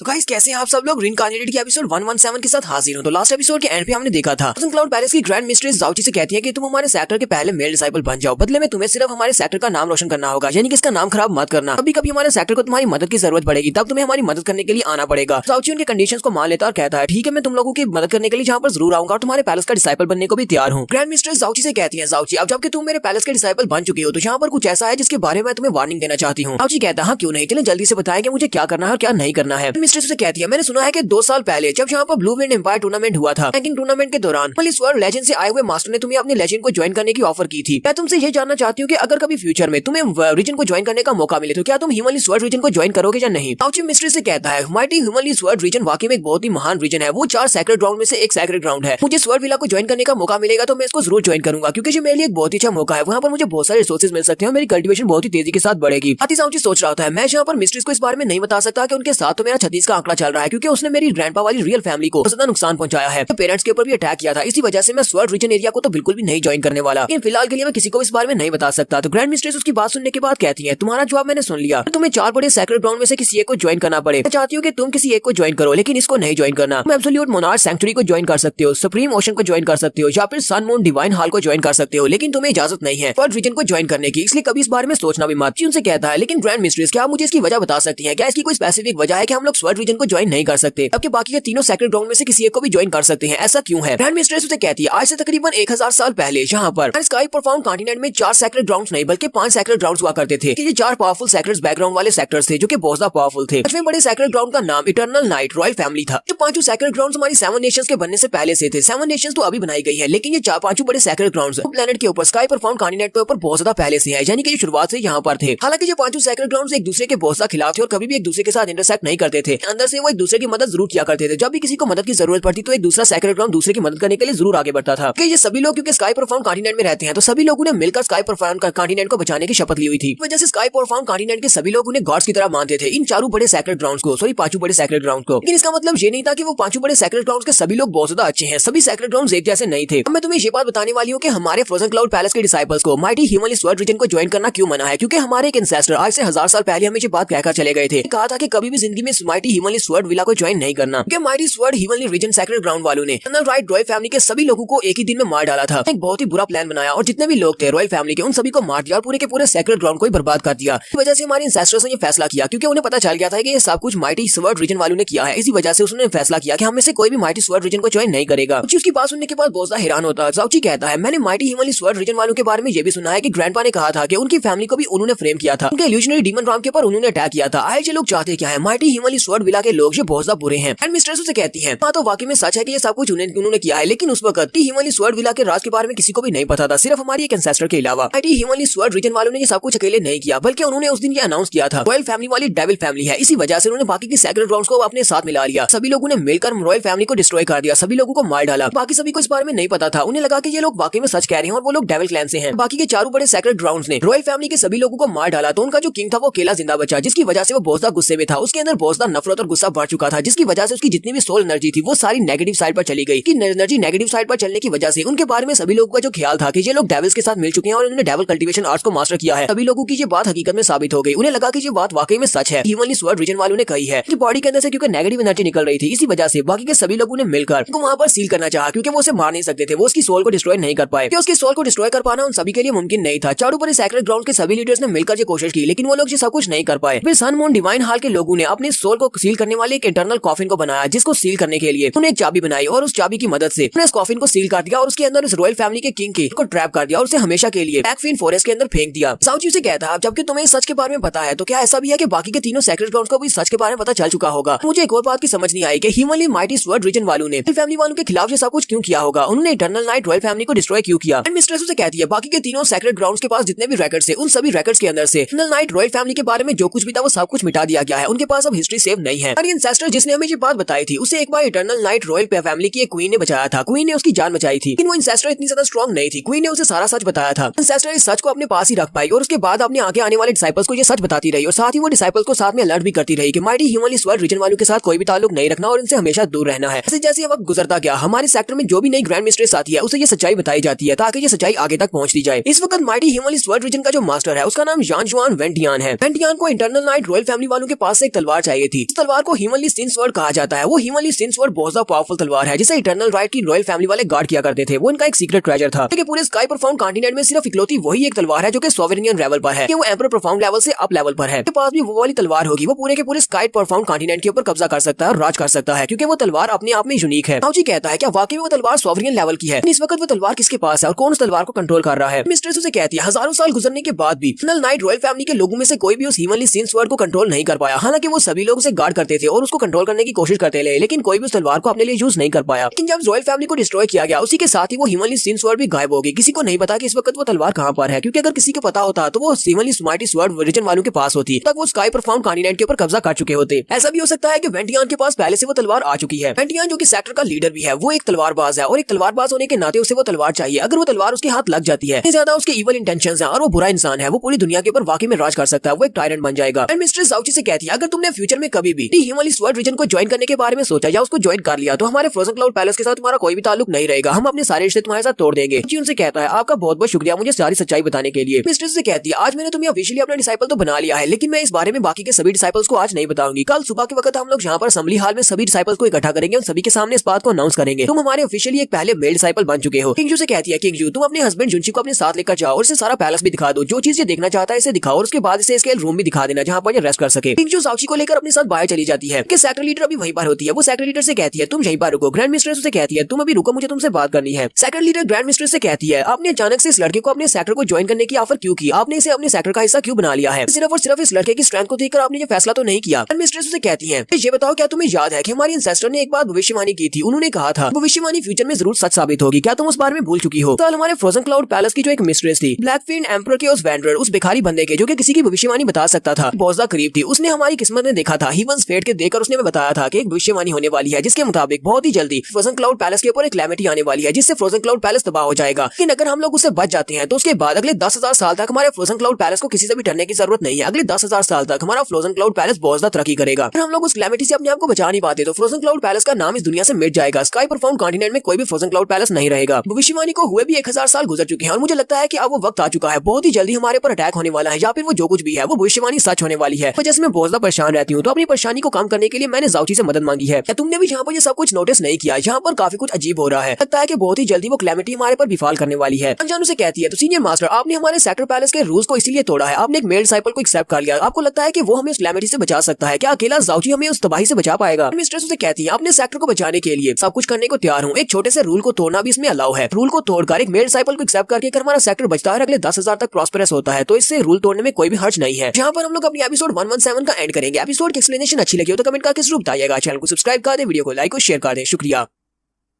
तो गाइस कैसे हैं आप सब लोग? रीइंकार्नेटेड के एपिसोड 118 के साथ हाजिर हूं। तो लास्ट एपिसोड के एंड पे हमने देखा था हिमालय स्वर्ड विला की मिस्ट्रेस कहती है ठीक है कि मैंने यहाँ पर एक रूल को तोड़ा है लेकिन मैं अपने पैलेस को बचाना चाहती हूँ उस भविष्यवाणी से जो कि हजारों साल पहले की गई थी। हमारा सेक्टर कम्प्लीटली डिस्ट्रॉय हो जाएगा और हमारा हिमालय स्काई परफॉर्म कॉन्टिनेंट्स में नाम भी मिट जाएगा। इसलिए मैं जाउची को यहाँ पर अपने सेक्टर का डिसाइपल बना रही हूँ कि वो हमें उस खतरे से बचा सके और उसके बाद अगले 10,000 साल तक हम लोग प्रॉस्पेरसली रह सके। ग्रैंड मिस्ट्रेस ने जाउची को किंगजू के साथ वहाँ से भिजवा दिया था। तो किंगजू आगे आगे चल रही होती है और जाउची उसके पीछे होता है। किंगजू से कहता है किंगजू मेरी बीवी मुझे बताओ कि तुम कहाँ पर रहती हो तक मैं भी तुम्हारे साथ रह पाऊं। क्यों ना हम दोनों एक ही रूम में रहें क्योंकि हम दोनों हस्बैंड एंड वाइफ हैं। किंगजू से कहती है सबसे पहले तो मैं फ्रोजन एंड डिवाइन आर्ट्स वाली जगह पर लेकर चलती हूँ क्योंकि मैं वहाँ पर ही कल्टीवेट कर रही हूँ। अब मैं उस कल्टीवेशन टेक्निक को कंप्लीट कर लूंगी उसके बाद मुझे फ्रोजन क्लाउड के सीक्रेट ग्राउंड के ऊपर जाने का मौका मिलेगा। चलो पहले मैं तुम्हें वहाँ पर लेकर चलती हूँ। किंगजू से अपने साथ लेकर एक हॉल की तरफ जाती है जहाँ पर फ्रोजन एंड डिवाइन आर्ट्स के बारे में एक टैबलेट लिखा हुआ है। दीवार के ऊपर पूरी की पूरी टेक्निक लिखी हुई है। कहती है तो हम लोग यहाँ पर पहुंच चुके हैं। वो दीवार के ऊपर अपना हाथ लगाती है तो वो टेक्निक एक्टिवेट हो जाती है। किंगजू से कहती है हम लोग यहाँ पर अपनी इल्यूमिनेशन को यूज कर सकते हैं जो कि हमारी फ्रोजन क्लाउड आर्ट से निकलती है। हम लोग यहाँ पर इस फ्रोजन क्लाउड आर्ट से निकलने वाली इल्यूमिनेशन लाइट को यूज नहीं करेंगे तो कभी भी दीवार के ऊपर ये वाला फार्मूला तुम्हें दिखाई नहीं देगा। इसी वजह से सिर्फ हमारे फ्रोजन क्लाउड पैलेस के लोग ही इसको देख सकते हैं और बाहर वाला कोई भी इसको देख नहीं सकता। तो फार्मूला बहुत ज्यादा स्पेशल है क्योंकि ये डिवाइन आर्ट्स का फार्मूला है और आज से पहले जो किसी ने भी मास्टर नहीं किया। हजारों साल के बाद मैंने इसको मास्टर किया था। कुछ उसे कहता है मैंने सुना है कि तुम्हारी एक इंसेस्टर के अलावा हजारों साल के बाद तुमने इस frozen cloud and divine art को मास्टर किया है। तुम्हारे अलावा और कोई भी सेक्टर में ऐसा नहीं है जो कि इसको समझ पाया हो। इससे ये बात साबित होती है कि मेरी बीवी किंगजू वाकई में बहुत ज्यादा अमेजिंग है और उसकी कम्प्रीहेंशन की एबिलिटीज बहुत ज्यादा स्पेशल है। तुम्हारी डिवाइन आर्ट्स तो वाकई में बहुत ज्यादा मिस्टीरियस है। क्योंकि मैं पैलेस का एक डिसाइपल हूँ तो क्या मैं इसको चेक कर सकता हूँ? मुझे भी देखना है कि इसमें स्पेशल क्या है। किंगजू से कहती है हाँ क्यों नहीं तुम इसको चेक कर सकते हो। अगर तुम इसको कम्प्रीहेंड कर पाओ तो तुम इसको कम्प्रीहेंड कर सकते हो। ये टेक्निक वैसे तो हमारे सारे डिसाइपल्स के लिए ओपन है लेकिन कोई भी इसको समझ नहीं पाता। इसी वजह से सिर्फ मैं इसको मास्टर कर पाई हूँ। हमारा जाउची जैसे उस दीवार के ऊपर हाथ रखता है तो वो उसको कम्प्रीहेंड करना स्टार्ट करता है। तो हमारा जाउची यहाँ पर काफी सारी बातें करता है जो कि कम्प्रीहेंशन के लिए लाजमी होंगी। किंगजू ये देखकर काफी ज्यादा हैरान होती है कि जाउची वहाँ पर कम्प्रीहेंशन स्टेज में चला गया है। किंगजू कहती है इसने हमेशा ही फायर एट्रीब्यूट को यूज किया है। Main point of power fire attribute रहा है लेकिन ये यहाँ पर हमारी आईसी क्लाउड पैलेस की स्पेशल टेक्निक को मास्टर करने के लिए कम्प्रीहेंशन स्टेज में चला गया है। तो वाकई में बहुत ज्यादा हैरान करने वाली बात है। हमारा जाउची वहाँ पर थोड़ी देर के लिए खड़ा रहता है कम्प्रीहेंशन स्टेज में और वहीं पर उसकी बॉडी के ऊपर आइस चढ़ना स्टार्ट होती है। किंगजू इस बात से और भी ज्यादा हैरान हो जाती है और कहती है इसने तो आइस पीरियड की फर्स्ट स्टेज को कंप्लीट भी कर लिया है। सब कुछ तो तब होता है जब कोई भी फ्रोजन एंड डिवाइन आर्ट्स के पहले लेवल को मास्टर कर लेता है। लेकिन इससे भी तो अभी यहाँ पर कम्प्रीहेंशन को स्टार्ट किए हुए अभी 1 घंटा भी नहीं हुआ। मुझे आईसीएल के अंदर कई महीनों तक रहना पड़ा था स्पेशल डिवाइन आर्ट के फर्स्ट लेवल को अचीव करने के लिए। तब जाकर मैं कहीं फर्स्ट स्टेज के ऊपर पहुंच पाई थी लेकिन इसने सिर्फ 1 घंटे में इसको अचीव अचीव कर लिया, तो इसका मतलब यह है कि इसकी कम्प्रीहेंशन की एबिलिटीज मुझसे भी ज्यादा अच्छी हैं। इस लड़के के पास और कितने ज्यादा सीक्रेट्स हैं जो इसने अपनी बॉडी के अंदर छुपाए हुए हैं। किंग जो पीछे की तरफ मुड़ जाती है और कहती है अब जबकि ये कम्प्रीहेंशन के स्टेज में है तो मुझे इसे यहाँ पर डिस्टर्ब नहीं करना चाहिए, ना इसके साथ कुछ बुरा भी हो सकता है, तो मैं यहाँ से चली जाती हूँ क्योंकि इतनी जल्दी ये यहाँ पर अब इस कल्टीवेशन टेक्निक को मास्टर नहीं कर लेगा, इसे काफी सारे दिन लगेंगे। किंग के वहाँ से चले जाने के बाद सिर्फ कुछ ही घंटों के बाद हमारा जाउची वहाँ पर 4th लेवल को अचीव कर लेता है, फ्रोजन एंड डिवाइन आर्ट्स के 4th लेवल को। जाउची कहता है ये तो वाकई में बहुत ज्यादा हैरान करने वाली बात है, मैंने यहाँ पर इस टेक्निक को मास्टर कर लिया और मुझे लगता है कि मेरी पूरी बॉडी पूरी तरह से प्योर हो चुकी है। साथ ही हमारा जाउची अपने हाथ के अंदर से अपनी आइस पावर को रिलीज करता है और अपनी फ्रोजन एंड डिवाइन आर्ट्स को यूज करता है कि वो चेक कर सके क्या वाकई में उसने इस टेक्निक को मास्टर कर लिया या नहीं। जिस बात से बहुत सा हैरान होता है और कहता है मैं तो इसकी 4th स्टेज तक पहुंच भी चुका हूँ, वो भी सिर्फ एक ही दिन में। ये वाली फ्रोजन एंड डिवाइन आर्ट्स ये इतनी ज्यादा डिफिकल्ट तो बिल्कुल भी नहीं लग रही, मुझे तो लगा था कि ये बहुत ज्यादा डिफिकल्ट होगा। कि मास्टर मोली ने मुझे जो स्पेशल टेक्निक सिखाई थी यानी कि स्टार शैडो टेक्निक और उसके अलावा गेटवे ऑफ बुद्धा और हेरेटिक गार्ड के गेट्स को ओपन करने वाली टेक्निक्स, वो सारी की सारी बहुत ज्यादा पावरफुल टेक्निक्स हैं और उनको मास्टर करना काफी ज्यादा मुश्किल था, उनके नेक्स्ट लेवल को अचीव करना और भी ज्यादा मुश्किल है। जाउची कहता है काफी ज्यादा देर हो चुकी है और किंगजू भी यहाँ से चली गई है और मुझे ये भी नहीं पता कि मेरा रूम कहाँ पर है, अब मैं कहाँ पर जाकर सोने वाला हूँ, क्या मुझे यहीं पर इंतजार करना चाहिए कि आखिर मैं यहाँ पर कब तक किंगजू का इंतजार कर सकता हूँ, पता नहीं वो कब वापस आएगी, उसे तो लगता है कि मैं कम्प्रीहेंशन स्टेज में और कुछ महीनों के बाद ही जागने वाला हूँ। जाउची कहता है चलो फिर छोड़ो इस बात को, लगता है कि मुझे वापस से फ्रोजन एंड डिवाइन आर्ट्स वाले हाल में जाना चाहिए, तो जाउची फिर से वापस उसी हाल की तरफ चल पड़ता है। लेकिन उसी वक्त जाउची को लड़कियों की आवाज आती है। जाउची कहता है लगता है कि जहाँ पर मुझे लड़कियों की आवाज आ रही है वो तो साइड के ऊपर से आ रही है, इनमें से एक आवाज तो चू जूली की भी है, किंगजू की सीनियर मास्टर की। जाउची जल्दी से भागता हुआ उस आवाज का पीछा करता है और कहता है कि चू जूली वहाँ पर है, मुझे चू जूली को जाकर ढूंढना होगा, वो मेरी मदद कर सकती है मेरा रूम ढूंढने में। जाउची बड़ी स्पीड के साथ भागता हुआ उसी तरफ जा रहा होता है, जबकि यहाँ से नेक्स्ट सीन उस रूम उस तरफ का दिखाया जाता है जहाँ पर वो लड़कियां होती हैं। वो लड़कियां पानी के अंदर बैठी नहा रही होती हैं, जूली भी उनके साथ ही होती है। लोग यहाँ पर चू जुइचन के बारे में बात कर रही होती है। दूसरी लड़की चू जूली से कहती है क्या तुम्हें अपनी मास्टर जू जुइचन के बारे में पता चला? जूली से कहती है नहीं, मुझे अपनी सीनियर सिस्टर के बारे में कुछ भी नहीं पता चला, मुझे लगता है कि वो बच्चे की सेफ्टी के लिए किसी ऐसी जगह पर होंगी जहाँ पर हम लोग उससे राब्ता नहीं कर सकते, तो लगता है कि वो हमारे ब्लू विंड एम्पायर को ही छोड़कर किसी दूसरे कंट्री में चली गई होगी ताकि वहाँ पर सेफली अपने बच्चे को रेज कर सके। अभी उसके लिए काफी ज्यादा परेशान हूँ। इससे एक लड़की कहती है मुझे लगता है कि कोई यहाँ पर इसी तरफ आ रहा है, उसका ऑरा काफी ज्यादा अलग है, पता नहीं ये कौन सी लड़की है। बाकी सभी से कहती है क्यों ना हम लोग यहाँ पर गेम खेले, चलो गैस करते हैं कि आखिर कौन वहाँ से आ रही है, हमारी कौन सी सीनियर सिस्टर है या फिर जूनियर सिस्टर है। जाउची भी दरवाजे के बाहर ही खड़ा होता है कि वो लड़कियां उसे अंदर से कहती हैं जूनियर सिस्टर या फिर सीनियर सिस्टर तुम जो भी हो जल्दी से अंदर आ जाओ, अगर तुम जल्दी से अंदर नहीं आई तो हम लोग तुम्हें पकड़कर अंदर ले आएंगी। जाउची काफी घबरा भी जाता है और कहता मैं क्या करूँ, उन्हें पता है कि मैं यहाँ पर हूँ, क्या मुझे अंदर जाना चाहिए, कि मुझे ये आइडिया बिल्कुल भी अच्छा नहीं लग रहा। तो जाउची हंसते हुए दरवाजा खोलता है और अंदर अपना मुंह निकालता है और कहता है ठीक है फिर मैं अंदर आ रहा हूँ। तो जाउची जैसे ही अंदर आता है और अपनी आंख खोलता है तो सामने देखता है पानी के अंदर 6 लड़कियां बैठी नहा रही होती हैं। जाउची जल्दी से बाहर की तरफ निकल आता है क्योंकि अंदर से उन सभी लड़कियों के चिल्लाने की आवाज आती है, वो सभी एक जोरदार चीख मारती हैं। जाउची पीछे की तरफ भागना शुरू करता है और उनसे कहता है प्लीज मुझे माफ करना, लगता है कि मैं गलत जगह के ऊपर आ गया हूँ। जूली चिल्लाकर उसे कहती है जाउची इस बार मैं तुम्हें नहीं छोड़ूंगी, मैं तुम्हें मार डालूंगी, वाकई में एक बहुत ही बुरे और लीचड़ किस्म के इंसान हो, हिम्मत कैसे भी हम लड़कियों को नहाते हुए देखने की, आए तुम यहाँ पर ग्रैंड पैलेस मिस्ट्रेस के मेहमान बनकर ही क्यों ना आए हो, पर इसका मतलब ये नहीं है कि तुम हमें नहाते हुए देख सकते हो, आज मैं तुम्हें यहाँ पर जरूर मार डालूंगी। तो वो 6 की 6 लड़कियां हमारे जाउची के ऊपर अटैक करती हैं। जाउची जल्दी से पीछे की तरफ घूमता है, उनके अटैक्स को ब्लॉक करता है और उनसे कहता है लिटिल फेरीज प्लीज मुझे माफ कर दो, ये सिर्फ एक गलती थी, मैंने तुम लोगों की आवाज सुनी तो भागता हुआ इस तरफ चलाया और तुमने खुद ही मुझे अंदर आने का कहा था, मैंने यहाँ पर कुछ भी गलत नहीं किया, मैंने जानबूझकर कुछ नहीं किया। जाउची उन सभी लड़कियों से कहता बस करो, मेरे पर अटैक करना बंद करो, अगर तुम सभी लोग मेरे पर इसी तरह अटैक करती रही तो मुझे आगे से तुम पर अटैक करके जवाब देना पड़ेगा। साथ ही हमारा जाउची जहाँ पर अपनी स्पेशल आर्ट को यूज करता है, ट्री ऑफ फ्रोजन एंड को यूज करता है, देखकर वो सभी लोग बहुत हैरान होती हैं और कहती हैं इसके पास फ्रोजन एंड डिवाइन आर्ट्स कहाँ से आ गई। तो जूली के साथ वाली लड़की चिल्लाकर कहती है ना सिर्फ यहाँ पर हमें नहाते हुए देखा है बल्कि इसने हमारी फ्रोजन एंड डिवाइन आर्ट्स को भी चोरी कर लिया है, हम लोग इस लड़के को इसके लिए तो बिल्कुल भी माफ नहीं कर सकते। ग्रैंड मिस्ट्रेस भी वहीं पर आ जाती है और उनसे कहती है यहाँ पर क्या हो रहा है, तुम लोगों ने कौन सा शोर मचा रखा है। तो जूली पैलेस मिस्ट्रेस से कहती है पैलेस मिस्ट्रेस इस लड़के ने बहुत ही गलत और घटिया काम किया है, हम लोग अपने स्प्रिंग्स के अंदर बैठी नहा रही हुई थी, वहाँ पर चलाया और हमें घूर घूर कर देख रहा था, इसने हमें नहाते हुए देख लिया, ये जानबूझकर वहाँ पर आया था, हम इसको इसके लिए सजा दे रही हैं। इतना ही नहीं बल्कि जब हम लोग इसके साथ फाइट कर रहे थे तब इसने यहाँ पर फ्रोजन क्लाउड डिवाइन आर्ट्स को यूज किया, इसके पास हमारी ये वाली टेक्निक कहाँ से आ गई, इसने हमारी टेक्निक को भी चोरी कर लिया है। सेक्टर लीडर जाउची से कहती है क्या ये बात वाकई में सच है, क्या तुमने फ्रोजन एंड डिवाइन आर्ट्स को वाकई में मास्टर कर लिया है। जाउची कहता हाँ आज सुबह किंगजू मुझे वहाँ पर लेकर गई थी, मुझे ये वाली आर्ट्स काफी ज्यादा स्पेशल लगी तो मैंने इसको मास्टर कर लिया है, इस वक्त मैं डिवाइन आर्ट्स के 4th लेवल पर हूँ। सेक्टर लीडर इस बात से और भी ज्यादा हैरान हो जाती है और कहती है हम लोग किंगजू को अपनी जीनियस मानते हैं, किंगजू को कई महीने लगे थे फ्रोजन एंड डिवाइन आर्ट्स को मास्टर करने के लिए, लेकिन इस लड़के ने यहाँ पर फ्रोजन एंड डिवाइन आर्ट्स को सिर्फ एक ही दिन में मास्टर कर लिया और ये किंगजू के लेवल के बराबर पहुंच चुका है, यानी 4th लेवल पर। थोड़ी देर के बाद किंगजू भी वहाँ पर आ जाती है, वो उन सभी से कहती है यहाँ पर क्या चल रहा है, तुम सभी लोग जाउची के पास क्यों खड़े हो। तो जूलियो से कहती है किंगजू ये बंदा जिसे तुम अपना हस्बैंड कहती हो जरा इसकी तरफ एक बार गौर से देखो, तो वाकई में एक बहुत ही ठगी किस्म का इंसान निकला, इसने यहाँ पर हम 6 सीनियर सिस्टर्स को नहाते हुए देखने की कोशिश की है, हमारा हस्बैंड एक बिल्कुल भी अच्छा इंसान नहीं है,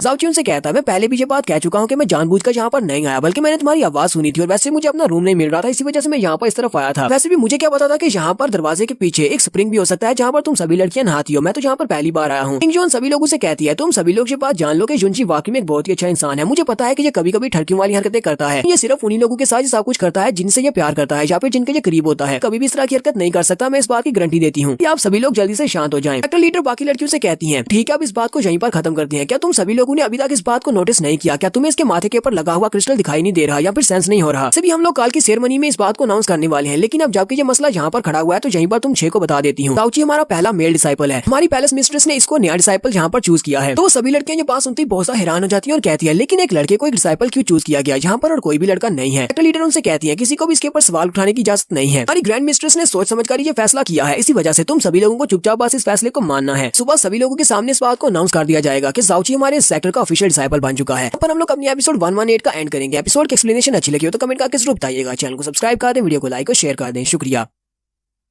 तो गाइस कैसे हैं आप सब लोग? रीइंकार्नेटेड के एपिसोड 119 के साथ हाजिर हूं। अगर आप मेरे चैनल पर नए हैं और अभी तक चैनल को सब्सक्राइब नहीं किया हुआ तो जल्दी से चैनल को सब्सक्राइब कर दें, वीडियो को लाइक और शेयर कर दें। शुक्रिया। तो लास्ट एपिसोड के एंड पे हमने देखा था फ्रोजन क्लाउड पैलेस की पैट्रियार्च अपनी सारी लड़कियों को बताती है कि जाउची ने हमारे पैलेस को ज्वाइन कर लिया है। ग्रैंड मिस्ट्रेस ने इसे अपने पैलेस का एक डिसाइपल बना दिया है। ये हमारा पहला मेल डिसाइपल है। वो सारी लड़कियां ये बात सुनते ही बहुत हैरान हो जाती है। हमारे जाउची ने जिन 6 लड़कियों को वहाँ पर नहाते हुए देखा था उन 6 लड़कियों में से एक लड़की का नाम मूरोंग कियांगजू होता है। कियांगजू जल्दी से अपनी तलवार निकालती है और जाउची के सामने करते हुए कहती है इस बात से फर्क नहीं पड़ता चाहे ये हमारे पैलेस का एक डिसाइपल ही क्यों ना बन गया हो, लेकिन इसने जहाँ पर हमें नहाते हुए देखा है एक बहुत ही गलत हरकत की है जिसकी वजह से इसे सजा तो मिलनी चाहिए, हमें इंसाफ चाहिए। किंग जॉन सभी लोगों से कहती है प्लीज मेरी बात को माने। मुझे पता है कि मेरे हस्बैंड से यहाँ पर बहुत बड़ी गलती हो गई है, लेकिन मैं जानती हूँ कि इसने ये सब कुछ जानबूझकर नहीं किया, सिर्फ और सिर्फ एक एक्सीडेंट है। तो आप सभी लोगों को भी इस बात को एक्सेप्ट करना चाहिए। लेकिन ठीक है अगर आप मेरे हस्बैंड की गलती को यहाँ पर माफ नहीं कर सकती तो कम से कम इसकी सजा को थोड़ा कम कर दें। किंग जॉन जाउची से कहती है हस्बैंड चलो जल्दी से इन सभी लोगों से माफी मांगो, अपनी सीनियर और जूनियर सिस्टर से माफी मांगो क्योंकि तुमसे गलती हुई है। कहता है मैं तो पहले भी इनसे माफी मांग चुका हूँ, अब मैं और किस तरह माफी मांगू, ये बिल्कुल बेकार है। सेक्टर लीडर जाउची से कहती है जाउची चलो हम लोग इस बात को जरा अलग नजरिए से देखते हैं। तुमने यहाँ पर एक गलती की है, हालांकि ये कोई क्राइम नहीं है लेकिन एक गलती है और गलती तो गलती होती है, गलती की भी सजा दी जानी चाहिए। तो हम लोग यहाँ पर तुम्हें एक सजा देते हैं, तुम्हें इस अकाउंट को सेटल करने के लिए बराबरी में कुछ करना होगा, लेकिन सभी लोगों का गुस्सा शांत हो जाए। मुझे लगता है कि तुम्हारे पास कम से कम कोई तो ऐसी एबिलिटी होगी जिससे तुम इन 6 लड़कियों के गुस्से को शांत कर सको। जाउची से कहता है पैलेस मिस्ट्रेस ये तो तुमने बिल्कुल ठीक कहा, चलो ठीक है हाँ मेरे पास इसका कुछ हल है, मैं इन सभी को इसका हिसाब दे सकता हूँ। जाउची से कहता है कैसा रहेगा अगर मैं तुम सभी 6 फेरीज की सारी प्रोफाउंड वेन्स को ओपन कर दूं, तुम्हारे जितने भी मेरिडियन पॉइंट्स हैं मैं सभी को ओपन कर सकता हूँ, इससे तुम्हें हेवनली गॉड स्पिरिचुअल वेन्स मिलेंगी। पर सुनते ही पहले सेक्टर लीडर बहुत हैरान हो जाती है और कहती है क्या तुम वाकई में ऐसा कर सकते हो? क्या तुम हम सभी की बॉडीज के अंदर जितने भी मेरिडियन पॉइंट्स हैं सभी को ओपन कर सकते हो जिससे कि हमें हेवनली गॉड स्पिरिचुअल वेन्स मिलेंगी? तुम हमारे साथ कोई मजाक तो नहीं कर रहे? जो मास्टर से कहती है मास्टर ये मजाक नहीं कर रहा बल्कि मेरा हस्बैंड वाकई में एक डिवाइन डॉक्टर है। मुझे याद होगा कि मेरी सारी की सारी मेरिडियन पॉइंट्स ओपन हो चुकी हैं, मेरी सारी मेरिडियन पॉइंट्स को इसी ने ओपन किया था। जाउची अपनी तारीफ करते हुए कहता हाँ मेरी बीवी ने बिल्कुल ठीक कहा है, जब मैंने इसकी मेरिडियन पॉइंट्स को ओपन किया था तब मेरी परफॉर्मेंस स्ट्रेंथ बहुत ज्यादा कम थी, बल्कि बिल्कुल ही नहीं थी। उस वक्त तो मेरे पास कल्टीवेशन भी नहीं थी, इस वजह से मैं इसकी मेरिडियंस को ओपन करने के बाद कुछ देर तक बेहोश रहा था। मुझे इसकी मेरिडियंस को ओपन करने के लिए 3 दिन लगे थे, लेकिन अब तो मैं इस काम सिर्फ 15 मिनट में कर सकता हूँ। जाउची सोच रहा होता है मैं ये काम वैसे 15 मिनट में क्या 3 मिनट में भी कर सकता हूँ, अगर मैं 3 मिनट में ये काम करूंगा तो ये सभी लोग शौक के मारे बेहोश हो जाएंगी। पैलेस मिस्ट्रेस जाउची और किंगजू से कहती है क्या वाकई में ये सच है, तुम दोनों मजाक तो नहीं कर रहे? जाउची कहता है मिस्ट्रेस अगर तुम्हें वाकई में लगता है कि हम लोग मजाक कर रहे हैं फिर मैं तुम्हारी मेरिडियंस को यहीं पर इसी जगह के ऊपर ओपन कर सकता हूँ, सिर्फ 15 मिनट की तो बात है, चलो जल्दी से आ जाओ, मैं तुम्हारी सारी मेरिडियंस को यहीं पर ओपन करता हूँ, इससे तुम्हें पता भी चल जाएगा कि मैं झूठ नहीं बोल रहा। अगर मैं ऐसा नहीं कर पाया तो तुम मुझे जो सजा देनी चाहो वो दे सकती हो, चाहे तो मेरा सर भी काट देना और मैं आगे से रेजिस्ट भी नहीं करूंगा। पैलेस मिस्ट्रेस उसे कहती है ठीक है अगर तुम वाकई में यहाँ पर 15 मिनट में मेरी सारी मेरिडियंस को ओपन कर पाए तो हमारा यहाँ पर जो भी मसला है सारे का सारा रफा दफा हो जाएगा, यानी कि तुमने इन सभी को नहाते हुए देखा ये तुम्हें माफ कर देंगी। हम 7 लड़कियों के सारे मेरिडियन पॉइंट्स को ओपन करना होगा। जाउची से कहता है पैलेस मिस्ट्रेस तो इस प्रोसीजर को स्टार्ट करने से पहले मुझे तुमसे कुछ कहना है। तुम सभी के बारे में ऐसा कोई भी ख्याल नहीं है और ना ही मेरा जहन कोई गंदा है जो कि मैं तुम्हारे साथ कुछ ऐसी हरकत करूं, लेकिन मैं तुम्हें एक बात बता देता हूँ मेरिडियन वेन्स को ओपन करने के लिए तुम्हें यहाँ पर अपने कपड़े उतारना होंगे, जहाँ पर से मैं तुम्हारी मेरिडियंस को ओपन करने वाला हूँ मुझे वहाँ पर तुम्हारी बॉडी को टच भी करना पड़ेगा। किंग जॉन लोगों से कहती है मैं यहाँ पर आपको इस बात का भी सबूत दे सकती हूँ कि ये बंदा बिल्कुल ठीक कह रहा है, ये आपकी बॉडी को टच तो करेगा लेकिन कोई भी गंदा ख्याल ज़हन में नहीं लाएगा कि ये सिर्फ और सिर्फ एक डॉक्टर है और डॉक्टर की नियत से ही आपकी मेरिडियंस को ओपन करेगा। यहाँ पर आपको इसके सामने बिल्कुल नंगा होने की जरूरत नहीं है, बल्कि आपको सिर्फ अपनी कमर के ऊपर से ही कपड़े उतारने हैं। पैलेस मिस्ट्रेस की बात सुनने के बाद शर्माना शुरू कर देती है, फिर साथ ही वो अपनी कमर के ऊपर से अपनी कमीज को हटा देती है और वहीं पर बैठ जाती है। वो जाउची से कहती है चलो ठीक है जल्दी से मेरी मेरिडियंस को ओपन कर दो, लेकिन मेरी बॉडी को देखकर कुछ भी गलत सोचा तो मैं तुम्हें उसी वक्त मार डालूंगी। मुझे इस बात की जरा भी परवाह नहीं होगी कि तुम किंगजू के हस्बैंड हो या फिर हमारे पैलेस के नए डिसाइपल हो। मिस्ट्रेस जाउची के सामने बैठ जाती है, जबकि हमारा जाउची अपनी परफॉर्म आउट्स को एक्टिवेट करते हुए उसके पीछे जाकर बैठ जाता है और अपनी स्किल्स को यूज करते हुए उसकी मेडियंस को ओपन करना स्टार्ट करता है। जाओची अपनी एनर्जी को यूज करते ही सबसे पहले उसके पहले एंट्रेंस को ओपन कर देता है। ट्रिस भी इस पास से पहुंचता हैरान हो जाती है और कहती है ऐसा कैसे हो सकता है, इसने तो पहले गेट को ओपन भी कर दिया है। जाओची उसे कहता है मैंने कहा था शांत रहो, बोलना मत, और साथ ही अपनी जितनी भी प्रोफाउंड एनर्जी है उस सभी को प्रेस करके रखो ताकि वो रेजिस्ट ना कर सके। मैं तुम्हारे बाकी के सभी मेरिडियन पॉइंट्स को भी एक्टिवेट कर सकूं। और जाओची यहीं पर बाकी के सारे मेरिडियन पॉइंट्स को भी एक्टिवेट करना स्टार्ट करता है। वो उसकी बॉडी के डिफरेंट पार्ट्स के ऊपर टच करता है, उसकी बॉडी के ऊपर जितने मेरिडियन पॉइंट्स होते हैं उन सभी को एक्टिवेट कर देता है। साथ ही जाओची सोच रहा होता है इस फेरी की कमर तो बहुत ज्यादा लाजवाब है, बहुत ज्यादा खूबसूरत, नरम मुलायम और गोरी चिट्टी है। कोई बेवकूफी होगा जो कि इस मौके से फायदा नहीं उठाएगा। चलो पूरे मजे लेते हैं। जानबूझकर उसकी बॉडी को टच कर रहा होता है। थोड़ी देर के बाद पैलेस मिस्ट्रेस कहती है मुझे महसूस हो रहा है कि जैसे मेरी बॉडी के अंदर अब कोई भी रिस्ट्रिक्शंस नहीं रही, यानी कि मेरी सारी की सारी मेडियंस ओपन हो चुकी हैं। तो फिर से जल्दी से अपने कपड़े पहन लेती है और कहती है ये तो वाकई में काम कर गया, इसने मेरी सारी मेडियंस को ओपन कर दिया है। बाकी की सभी लड़कियां भी ये देखकर बहुत ज्यादा हैरान होती हैं और कहती हैं हाँ ये तो वाकई में ह्यूमनली स्पिरिचुअल वेन्स हैं। तो वो सभी लड़कियां पैलेस मिस्ट्रेस के पास ही खड़ी होती हैं कि उसके पास नई पावर्स आ गई, उसकी मेडियंस ओपन हो गई। अब बाकी की 6 लड़कियों की बारी है। तो जाओची के पास किंजू आती है और उसे कहती है हस्बैंड क्या तुम ठीक हो? जाओची उसे कहता है हम बिल्कुल ठीक हूँ, बस मुझे थोड़ा सा चक्कर आ रहे हैं, अब मुझे वापस जाकर रेस्ट करनी चाहिए। बाकी की सभी की मेडियंस को मैं बाद में ओपन करूंगा कि इस मसले में मुझे काफी सारी मेंटल पावर यूज करना पड़ रही है। जाओची उन सभी से कहता है अब जबकि मैंने हमारी पैलेस मिस्ट्रेस की मेडियंस को ओपन कर दिया है, इसका लाइफ स्पैन भी बढ़ेगा और इसके साथ साथ इसकी कल्टीवेशन भी बहुत ज्यादा बढ़ेगी। साथ ही जाओची उन सभी से कहता है मैं तुम सभी लोगों से चाहता हूँ कि आज यहाँ पर जो भी तुम लोगों ने देखा है इसको सीक्रेट रखना, किसी को भी इस बारे में पता नहीं चलना चाहिए। मिस्ट्रेस जाओची से कहती है तुम्हें बिल्कुल भी परेशान होने की जरूरत नहीं है, तुमने यहाँ पर हमें एक बहुत ही पावरफुल ऐसी चीज दिखाई है जो पहले हमने कभी नहीं देखी। हमारे डिवाइन स्किल्स वाकई में बहुत ज्यादा डिवाइन है, हम इस सीक्रेट के बारे में किसी को भी नहीं बताएंगे, हमें ये चीज बताइए, इसका मतलब तुम हमारे पर भरोसा करते हो। साथ ही वो किंगजू से कहती है किंगजू तुम इसे इसके रूम में छोड़ाओ, मैं चाहती हूँ कि तुम इसे यू जुई चैन के रूम में छोड़कर आओ। तो जहाँ पर नहीं है तो उसका रूम बिल्कुल खाली है, इसलिए उसके रूम में छोड़ाओ ताकि वहाँ पर रेस्ट कर सके। साथ ही वो किंगजू से कहती है किंगजू थोड़ी देर के बाद तुम हमारे मेन पैलेस में जाना और वहाँ से इसके लिए कुछ रेवलेशन वाली मेडिसिन लेकर आना और इसे कुछ पिल्स दे देना कि उन पिल्स को खाकर अपनी प्रोफाउंड एनर्जी को वापस से गैदर कर सके। इसे बाकी की 6 फेरीज की मेडियंस को भी ओपन करना है। किंगजू अपने हस्बैंड को लेकर वहाँ से चली जाती है, जबकि हमारी पैलेस मिस्ट्रेस सोच रही होती है पैलेस की ग्रैंड मिस्ट्रेस ने बिल्कुल ठीक फैसला किया है, इस लड़के को अपने पैलेस का एक डिसाइपल बनाकर। ये लड़का वाकई में बहुत बड़ा जीनियस है और इसके पास कुछ डिवाइन पावर्स हैं। ये लड़का वाकई में हमारी पैलेस की सभी डिसाइपल्स की सारी मेडियंस को ओपन कर देता है, तो हमारे पास एक बहुत ही पावरफुल फोर्स आ जाएगी, यानी कि सभी लड़कियां एम्परर प्रोफाउंड राम में जा पाएंगी।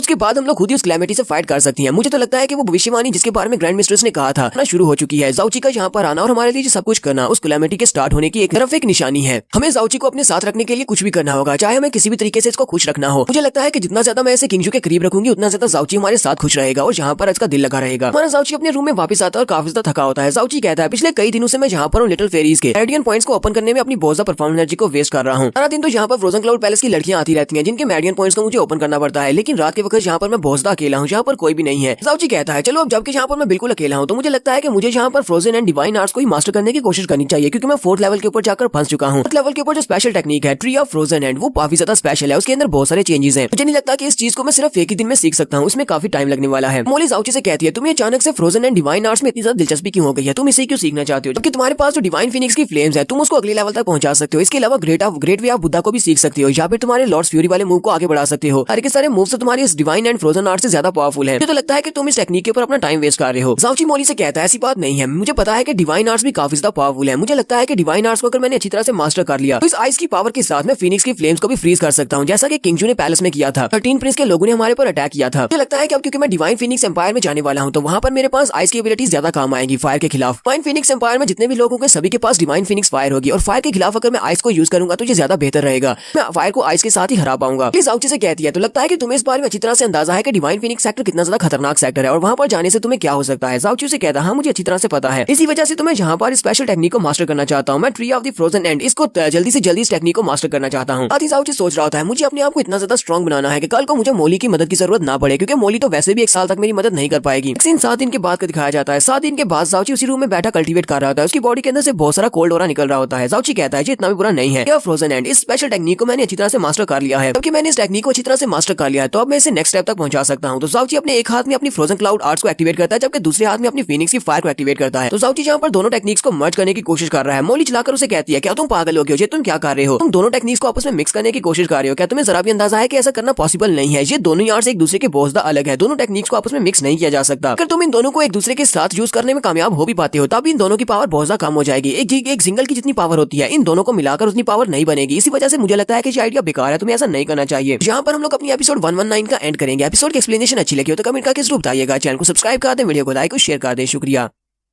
तो गाइस कैसे हैं आप सब लोग। रीइंकार्नेटेड के एपिसोड 120 के साथ हाजिर हूँ। लास्ट एपिसोड के एंड पे हमने देखा था ज़ाओची अपने एक हाथ में अपनी आइस पावर को रिलीज करता है, दूसरे हाथ में अपनी फिनिक्स की फ्लेम्स को रिलीज करता है। दोनों पावर्स को एक साथ कंबाइन करने की कोशिश कर रहा है ताकि वो दोनों को एक साथ में यूज कर सके। मोली चिल्लाकर उसे कहती है कहीं तुम पागल तो नहीं हो गए, दोनों ही आर्ट्स एक दूसरे के विपरीत होती है, तुम इन दोनों को एक साथ यूज नहीं कर सकते, दोनों एक दूसरे के साथ कभी भी सेटल नहीं हो सकती। लेकिन ज़ाओची उसकी बात नहीं सुनता और फिर से उन दोनों आर्ट्स को एक साथ मिलाकर यूज करने की कोशिश करता है। मोली फिर से चिल्लाकर उसे कहती है कहीं तुम मरना तो नहीं चाहते, तुम पागल हो गए, ये तुम क्या कर रहे हो, तुम्हारी परफाउंड आर्ट्स को नुकसान पहुंचेगा, तुम्हारी वेन्स शैटर हो जाएंगी। जैसे वहां पर दोनों आर्ट्स को मिक्स करने की कोशिश करता है उसे एक बहुत बड़ा झटका लगता है और वो वहीं पर नीचे गिर जाता है। उसके मुंह के अंदर से ब्लड भी निकल रहा होता है। उसे कहती है तुम बिल्कुल पागल हो, मैंने तुम्हें कहा भी था कि तुम्हारी मेडियंस बर्बाद हो जाएंगी, इस तरह तुम्हें काफी ज्यादा नुकसान पहुंच सकता है। जो तुम क्या करने की कोशिश कर रहे हो, फायर को आइस के साथ कंबाइन नहीं कर सकते, ये नेचर का लॉ है कि नेचर कभी भी आइस और फ्लेम्स को एक साथ होने की इजाजत नहीं देती। तुम्हें लगता है कि तुम नेचर के लॉज को बेंड कर सकते हो। तो ज़ाओची मोली से कहता है अगर मैंने सिर्फ एक नॉर्मल इंसान की तरह एक ही जिंदगी गुजारी होती तो मैं ऐसा करने की सोचता भी नहीं, लेकिन अब जबकि मैंने 2 जिंदगियां गुजार चुका हूँ, 2 क्या बल्कि 3 जिंदगियां गुजार चुका हूँ, दोबारा से रीइंकार्नेट हो चुका हूँ और मैंने ऐसा बहुत कुछ देख चुका हूँ कि हो नहीं सकता था। यानी कि यहाँ पर ह्यूमन और अर्थ के लॉज को भी बेंड किया जा सकता है, चेंज किया जा सकता है, वो भी स्पेशल आर्टिफैक्ट्स की मदद से। यहाँ पर ये क्यों नहीं हो सकता, मैं आइस को फायर के साथ क्यों नहीं मिक्स कर सकता। मरने के बाद दोबारा रीबॉर्न होना, ये तो मैंने सुना था, वो दूसरा जन्म होता है, लेकिन मरने के बाद रीइंकार्नेट होना ये अलग चीज है। इसके अलावा मेरे यहाँ पर दोबारा से रीइंकार्नेट होने के बाद टाइम के फ्लो को भी ट्रांसफर किया गया, कॉज एंड इफेक्ट के साथ टेम्पटेशन की गई है। इनकारनेशन ये भी तो ह्यूमंस के लॉज के खिलाफ है। अगर यहाँ पर इतना कुछ ह्यूमंस की विल्स के खिलाफ हो सकता है फिर तो ये बहुत ही छोटा सा मसला है। आइस और फ्लेम्स को एक साथ मिलाना ये कोई बड़ी बात नहीं है, मुझे लगता है कि मैं कर सकता हूँ। मोली ज़ाओची से कहती है लेकिन ये वाले डिवाइन ट्रेजर ये तो ट्रू गॉड्स ने बनाए थे और गॉड्स अब जा चुके हैं, तुम एक ट्रू गॉड नहीं हो, तुम सिर्फ एक मामूली से इंसान हो, इसलिए तुम्हें ज्यादा इस बारे में सोचने की जरूरत नहीं है। उसे कहता है ये मसला इतना भी ज्यादा बड़ा नहीं है जितना तुम सोच रही हो। मैं वैसे भी गॉड्स की विल्स के और ह्यूमंस की विल्स के खिलाफ जाने की कोशिश नहीं कर रहा। मुझे ऐसा लगता है कि मैं अपनी बॉडी के अंदर गॉड की जो 2 मेरिडियंस है, जो 2 सीड्स को मैंने ओपन किया है कि आइस और फायर, इन दोनों को एक साथ यूज कर सकता हूँ। ज़ाओची कहता है मेरी बॉडी के अंदर 2 ऐसे सीड्स हैं जिनसे मैं 2 अलग अलग पावर्स को यूज कर सकता हूँ, यानी कि फायर और आइस की। जब मैं इन दोनों में एक दूसरे के साथ एक्सचेंज करता हूँ, यानी कि जब मैं फायर को यूज करते हुए आइस को यूज करने लगता हूँ, तब मुझे दिमाग के अंदर एक मैसेज मिलता है कि मैं फायर की जाए आइस को यूज करने वाला हूँ। मुझे बस उस मैसेज के ऊपर कंट्रोल करना है कि जब मैं फायर और आइस को यूज कर रहा हूँ तब मैंने उस मैसेज को इस तरह चेंज करना है कि मैं दोनों चीजों को एक ही साथ यूज कर पाऊँ, दोनों पावर्स को एक साथ रिलीज कर पाऊँ। जबकि मेरे पास इवल गॉड्स की पावर है तो उसके नाम के अंदर इवल आ रहा है। इवल का मतलब ये होता है कि मैं कुछ भी कर सकता हूँ, वो हमेशा डेयरिंग होते हैं। मेरे पास तो उसके गेट्स की पावर्स भी हैं, तो फिर मैं ऐसा क्यों नहीं कर सकता। मैं यहाँ पर इन दोनों को आपस में मिक्स कर सकता हूँ और मैं करके रहूंगा। लेकिन तुम्हें ज्यादा परेशान होने की जरूरत नहीं है, मैं तो बस यहाँ पर कुछ एक्सपेरिमेंट्स कर रहा हूँ। अगर मुझे लगा कि ये मुझे नुकसान पहुंचा रहा है और मैं इसको नहीं कर सकता तो फिर कुछ दिनों के बाद मैं इसको छोड़ दूंगा, दोबारा मैं इस बारे में बात भी नहीं करूंगा। मोली उसे कहती है चलो ठीक है, तुम्हारा वैसे ही आइडिया काफी ज्यादा बकवास है, लेकिन तुम चाहे तो तुम ऐसा कर सकती हो, मैं तुम्हें अब तंग नहीं करूंगी, मैं वापस जा रही हूँ। कुछ दिनों के बाद का सीन दिखाते हैं। ज़ाओची के रूम में आती है, वो दरवाजे पे नॉक करते हुए उसे कहती है जुनची क्या तुम अंदर हो, क्या मैं अंदर आ जाऊँ। दरवाजा खोलकर जैसे ही अंदर आती है तो अंदर देखकर काफी हैरान होती है। ज़ाओची के एक हाथ में फायर होती है और एक हाथ में आइस होती है और वहाँ पर उन दोनों आइस और फायर को वहाँ पर कंट्रोल करने की कोशिश कर रहा होता है। किंगजू के वहाँ पर अंदर आते ही वो दोनों को आपस में मिक्स कर देता है। वो आइस को अपनी फिनिक्स की फ्लेम्स के साथ मिक्स करता है तो वहाँ पर उसकी फ्लेम्स का कलर चेंज हो जाता है, वो पिंक कलर की फ्लेम्स बनाता है। ज़ाओची कहता है तो फाइनली मैंने ऐसा कर लिया, मैंने इन दोनों टेक्निक्स को आपस में मिक्स कर लिया है जिससे एक नई पावरफुल फोर्स बनी है। जो उसे कहती है ज़ाओची ये तुम क्या कर रहे हो, मेरे हाथ में ये जो नई टाइप की एनर्जी है इससे मुझे बहुत ही अजीब महसूस हो रहा है, मुझे ऐसा लग रहा है जैसे मेरी आधी बॉडी ठंडी हो रही है जबकि आधी बॉडी गर्म हो रही है। तुमने इस टेक्निक को फायर और आइस को कंबाइन करके बनाया है। ज़ाओची किंगजू से कहता है ये बहुत ही स्पेशल टाइप की फायर है, तुमने ऐसी फायर पहले कभी नहीं देखी होगी क्योंकि मैंने इसको ह्यूमंस के लॉज को बेंड करके बनाया है, यानी कि आइस और फायर को आपस में मिक्स करके बना दिया है। किंगजू भी हैरान होकर उसे कहती है क्या वाकई में तुमने ऐसा किया है, क्या फायर और आइस को आपस में कंबाइन किया जा सकता है। ज़ाओची कहता है हाँ ऐसा किया जा सकता है, लेकिन सिर्फ मैं ही ऐसा कर सकता हूँ, बाकी सभी लोग ऐसा नहीं कर सकते। मुझे लगता है कि मैंने अभी तक सिर्फ इसकी टिप को ही छुआ है, अभी तो इसकी वजह से मेरी बॉडी में बैकलैश भी होना बाकी है जिससे मुझे बहुत बड़ा झटका लगेगा। साथ ही वो किंगजू से कहता है तुमने जबकि इस फायर को यहाँ पर देख लिया है प्लीज इस बात को सीक्रेट रखना क्योंकि तुम मेरी वाइफ हो, तुम हर एक चीज देख सकती हो, लेकिन किसी को बताना मत क्योंकि ये मेरा सबसे बड़ा ट्रम्प कार्ड होने वाला है। तो next scene Frozen Cloud Palace के मेन हॉल का दिखाया जाता है। पर सेक्टर लीडर अपनी चेयर के ऊपर बैठी होती है। सेक्टर लीडर ज़ाओची से कहती है 7 नेशन टूर्नामेंट बहुत ही जल्दी स्टार्ट होने वाला है, सिर्फ 1 महीना बचा है। डिवाइन फीनिक्स सिटी में इस बार का 7 नेशन टूर्नामेंट होने वाला है, वहाँ पर यहाँ से पहुंचने में पूरे 10 दिन लगते हैं। मुझे लगता है कि तुम्हें अभी से अपनी तैयारी मुकम्मल करके वहाँ पर के लिए निकल जाना चाहिए। ज़ाओची से कहता है लेकिन पैलेस लॉर्ड मुझे ये बताएं कि किंगजू मेरे साथ क्यों नहीं जा रही, मुझे तो लगा था कि वो भी आपकी तरफ से 7 नेशन टूर्नामेंट में हिस्सा लेने वाली है लेकिन वो तो वहाँ पर नहीं जा रही। तो सेक्टर मास्टर से कहती है किंगजू तुम्हारे साथ नहीं जा सकती क्योंकि हमारी पैलेस लॉर्ड ने ग्रैंड मदर ने ये ऑर्डर्स दिए हैं। ग्रैंड मास्टर कहती है कि उस लड़की को तुम्हारे साथ नहीं भेजा जाएगा क्योंकि डिवाइन फीनिक्स सिटी वालों के साथ तुम्हारा झगड़ा चल रहा है। तुम किंगजू को वहाँ पर अपने साथ लेकर जाओगे तो तुम्हारी वजह से वो भी मुश्किल में पड़ जाएगी। साथ ही वो जहाँ पर उसे इस भविष्यवाणी के बारे में बताती है, वो उसे कहती है आज से 1000 साल पहले हमारी एक एंसेस्टर ने भविष्यवाणी की थी, उसने कहा था 1000 साल बाद हमारे सेक्टर के ऊपर एक बहुत बड़ी मुसीबत आने वाली है, हम लोग उस मुसीबत को सर्वाइव कर जाते हैं तो हम लोग अगले 10,000 साल तक दोबारा सर्वाइव कर पाएंगे। इसी वजह से तुम्हारी ग्रैंड मास्टर ने तुम्हें अपने पैलेस को ज्वाइन करने का मौका दिया है, वरना हम लोग किसी भी मेल डिसाइपल को यहाँ पर ज्वाइन करने का मौका नहीं देते। हमारा तुम्हें यहाँ पर ज्वाइन करवाने का मकसद ये है कि तुम अपनी पावर को यूज करते हुए हमारी हेल्प करो, हमारे ऊपर वो मुसीबत आएगी तुम हमारे साथ खड़े होगे। किंगजू को तुम्हारे साथ इसलिए नहीं भेज सकते क्योंकि तुम्हारा डिवाइन फीनिक्स सेक्टर वालों के साथ झगड़ा चल रहा है, क्योंकि वो तुम्हारी वाइफ है। अगर वो तुम्हें वहाँ पर मुश्किल में देखेगी तो वो तुम्हें बचाने के लिए जो हो सका वो करेगी, लेकिन हम नहीं चाहते कि किंगजू वहाँ पर तुम्हारी वजह से सारे मसले में पड़े। किंगजू हमारे फ्रोजन क्लाउड पैलेस का फ्यूचर है, वो हमारे फ्रोजन क्लाउड पैलेस की अगली हेड भी बन सकती है। ज़ाओची कहता है मुझे आपकी सारी बात की समझ आ रही है, मैं अपनी वाइफ को अपने साथ लेकर नहीं जाऊंगा क्योंकि अगर वो इस सब मसले में पड़ गई तो उसके लिए बहुत बड़ा नुकसान होगा। किंग जो हस्बैंड से कहती है तुम्हें वहाँ पर जाकर अपना बहुत ज्यादा ध्यान रखना होगा, मुझे ऑर्डर्स मिले इसी वजह से मैं तुम्हारे साथ नहीं जा सकती। जो उसे कहता है तुम्हें बिल्कुल परेशान होने की जरूरत नहीं है, कभी भी इतनी आसानी के साथ किसी मुश्किल में नहीं पड़ता और सारी मुश्किलों में बड़ी आसानी के साथ हल भी कर लेता हूँ। ताऊजी पैलेस मास्टर से कहता है पैलेस मास्टर तो आपका बहुत बहुत शुक्रिया, अब मैं वापस जा रहा हूँ। तो मैं डिवाइन फीनिक्स सिटी में जाने से पहले इंपीरियल सिटी में जाऊंगा जहाँ पर मेरी वाइफ है। मैं अपनी वाइफ से मिलने के बाद डिवाइन फीनिक्स सिटी के लिए निकल जाऊंगा। पैलेस मिस्ट्रेस उसे कहती है लगता है कि तुम डिवाइन फीनिक्स सिटी के बारे में इन्फॉर्मेशन हासिल करना चाहते हो, चाहे जो भी करो लेकिन तुम्हें बहुत ज्यादा ध्यान रखना होगा क्योंकि वहाँ पर चीजें इतनी ज्यादा आसान नहीं होने वाली। कुछ भी हो जाए तुम्हें फ्रोजन क्लाउड पैलेस में अपनी जान को बचाना होगा, अगर मुश्किल में हो तो भागकर वापस आ जाना। हमारे फ्रोजन क्लाउड पैलेस को तुम्हारी बहुत ज्यादा जरूरत है, तुम इस तरह मर नहीं सकते। जाओची पैलेस मिस्ट्रेस से कहता है आपको बिल्कुल भी परेशान होने की जरूरत नहीं है, पिछले कुछ महीनों से जहाँ पर आपके पैलेस में रह रहा हूँ और आपने मुझे अपना डिसाइपल बनाया है तो मैं अपने सेक्टर के लिए जो कुछ हो सका वो जरूर करूंगा। मैं जिंदा वापस आऊंगा और अपने सेक्टर के लिए जो मेरे ऊपर एहसान किया है उसका बदला जरूर चुकाऊंगा। हमारा साउची फ्रोजन क्लाउड पैलेस को छोड़कर वापस इंपीरियल सिटी की तरफ चल पड़ता है। साउची फ्रोजन क्लाउड पैलेस में वापस आता है तो लिटिल आंटी भागती हुई आकर उसके गले लग जाती है और उसे कहती है लिटिल ची तो फाइनली तुम वापस आ ही गए। तो ये दोनों एक दूसरे की तरफ हंस कर देख रहे होते हैं और बहुत ज्यादा खुश होते हैं। वक्त लिटिल आंटी जल्दी से भागती हुई पीछे चली जाती है और ज़ूरो से कहती है मैं तो भूल ही गई थी, तुम अब इसकी वाइफ हो, ये सब कुछ तुम्हें करना चाहिए, चलो जाओ जाकर तुम भी उसके गले लग जाओ। ज़ूरो अपने हस्बैंड से कहती है हस्बैंड तो फाइनली तुम वापस आ ही गए, वापस देकर मुझे बहुत ज्यादा खुशी हो रही है। तो उसका हस्बैंड आगे बढ़ता है और उसे गले से लगा लेता है और उसे कहता है ज़ूरो ये मेरी गलती है, अरे शादी के फौरन बाद मैं तुम्हें छोड़कर फ्रोजन क्लाउड पैलेस में चला गया, मुझे तुम्हें इतने लंबे वक्त के लिए छोड़कर नहीं जाना चाहिए था, लेकिन अब फिर से मुझे 7 नेशन टूर्नामेंट में हिस्सा लेने के लिए जाना पड़ेगा। अफसोस मैं तुम्हारे साथ दोबारा से नहीं रह सकता, लेकिन मैं जल्दी ही वापस आऊंगा और फिर उसके बाद हम दोनों एक नॉर्मल लाइफ गुजारेंगे, दोनों एक साथ हमेशा रहेंगे। ज़ूरो से कहती है हस्बैंड तुम वाकई में एक बहुत ही अच्छे इंसान हो और एक बहुत ही अच्छे हस्बैंड भी हो, करती हूँ कि तुम बहुत ही हायर लेवल्स को अचीव करो, नेशन टूर्नामेंट में भी तुम्हारी रैंकिंग्स अच्छी होनी चाहिए। मैं कभी भी तुम्हारा बोझ नहीं बनना चाहती, मेरे लिए बस इतना ही काफी है कि मैं तुम्हारी वाइफ हूँ और तुम वापस मुझसे मिलने के लिए आते हो। साथ ही वो कहती है मेरे डैड तुम्हारा इंतजार कर रहे हैं, वो इस वक्त रॉयल स्टडी रूम में है, तुम्हें वहीं पर जाकर उनसे मिलना होगा। मुझे लगता है कि वो तुम्हारे साथ कुछ इंपॉर्टेंट बात को डिस्कस करना चाहते हैं 7 नेशन टूर्नामेंट को लेकर। जाओची कहता है ठीक है मैं वहीं पर जाता हूँ। तो जाओची एम्परर के पास जाता है और उनसे कहता है इंपीरियल फादर आपका दामाद जाओची आपके सामने ग्रीटिंग्स पेश करता है। इंपीरियल फादर आपको 7 नेशन टूर्नामेंट के लिए किसी और लड़के को भी तैयार करने की जरूरत नहीं है, मेरे साथ और कोई भी वहाँ पर नहीं जाएगा, मैं अपने ब्लू विंड इंपीरियल सिटी की तरफ से 7 नेशन टूर्नामेंट में आपको रिप्रेजेंट करूंगा कि मैं इस टूर्नामेंट में हिस्सा लेने के लिए अकेले जा रहा हूँ। पर उसे कहते हैं मुझे तुम्हारी एबिलिटीज पर पूरा भरोसा है कि तुम इस टूर्नामेंट में हिस्सा लेने के लायक हो, लेकिन तुम्हें वहाँ पर नहीं जाना चाहिए, तुम अकेले वहाँ पर कैसे जा सकते हो जबकि तुम्हें अच्छी तरह से पता है कि डिवाइन फीनिक्स सेक्टर वालों के साथ तुम्हारा झगड़ा चल रहा है। चलो ठीक है फिर मैं अपनी ब्लू विंड इंपीरियल सिटी की तरफ से तुम्हारे साथ वहाँ पर जाऊंगा। जाओची कहता है नहीं इंपीरियल फादर आपको वहाँ पर मेरे साथ नहीं जाना चाहिए, क्योंकि अगर आप मेरे साथ वहाँ पर दिखेंगे डिवाइन फीनिक्स सिटी वालों को लगेगा कि आप मुझे सपोर्ट दे रहे हैं और उसके बाद वो आपके ब्लू विंड इंपीरियल सिटी को भी इस मसले में खींच लेंगे, हो सकता है कि आपके इंपीरियल एम्पायर के ऊपर भी अटैक करें। वजह से मैं ब्लू विंड इंपीरियल नेशन को इस सब में इन्वॉल्व नहीं कर सकता, मैं अकेले वहाँ पर जाऊंगा और अपने सिटी को रिप्रेजेंट करूंगा। से कहते हैं चलो ठीक है अगर तुम यही चाहते हो तो ऐसा ही ठीक है। वो अपने पास एक टोकन निकालते हैं और उसे कहते हैं इस टोकन को अपने पास रखो, इस टोकन के अंदर अपनी परफॉर्म एनर्जी को ऐड करो, ये हमारे ब्लू विंड इंपीरियल सिटी की तरफ से एक टोकन है, इस बात की निशानी है कि तुम हमारे ब्लू विंड इंपीरियल सिटी की तरफ से इस 7 नेशन टूर्नामेंट में हिस्सा ले रहे हो। ये वाला रैंकिंग टूर्नामेंट भी पहले वाले रैंकिंग टूर्नामेंट के जैसा ही है, इस बार तुम्हें बहुत ज्यादा पावरफुल लोगों के साथ फाइट करना पड़ेगी क्योंकि 7th नेशन से बहुत ही पावरफुल यंग मास्टर्स वहाँ पर आएंगे। और भी तुम हमारे ब्लू विंड इंपीरियल सिटी को अकेले ही रिप्रेजेंट करने वाले हो। लास्ट टाइम तुमने फर्स्ट रैंकिंग को हासिल किया था, उम्मीद करता हूँ कि तुम इस बार भी अच्छी रैंकिंग को हासिल कर पाओगे। कैंग क्लैन तुम्हारा हमेशा के लिए मकरूज हो जाएगा अगर तुम ऐसा कर देते हो, इस बार की रैंकिंग में भी तुम हमारे लिए अच्छी रैंकिंग लेकर आते हो। जाओची उनसे कहता है इंपीरियल फादर जी आप कैसी बात कर रहे हैं, ज़ूरो की फैमिली अब मेरी फैमिली भी है, तो ज़ूरो की फैमिली का नाम रोशन करने के लिए मुझसे जो हो पाएगा वो मैं जरूर करूंगा। उम्मीद करता हूँ कि इस बार की रैंकिंग टूर्नामेंट में मैं 3rd रैंकिंग हासिल कर सकूं। तो फादर से कहता है ठीक है अब कल सुबह मैं यहाँ से निकल जाऊंगा डिवाइन फीनिक्स सिटी के लिए। तो यहाँ पर हम लोग अपनी एपिसोड 120 का एंड करेंगे। एपिसोड की एक्सप्लेनेशन अच्छी लगी हो तो कमेंट करके जरूर बताइएगा। चैनल को सब्सक्राइब कर दें, वीडियो को लाइक और शेयर कर दें। शुक्रिया।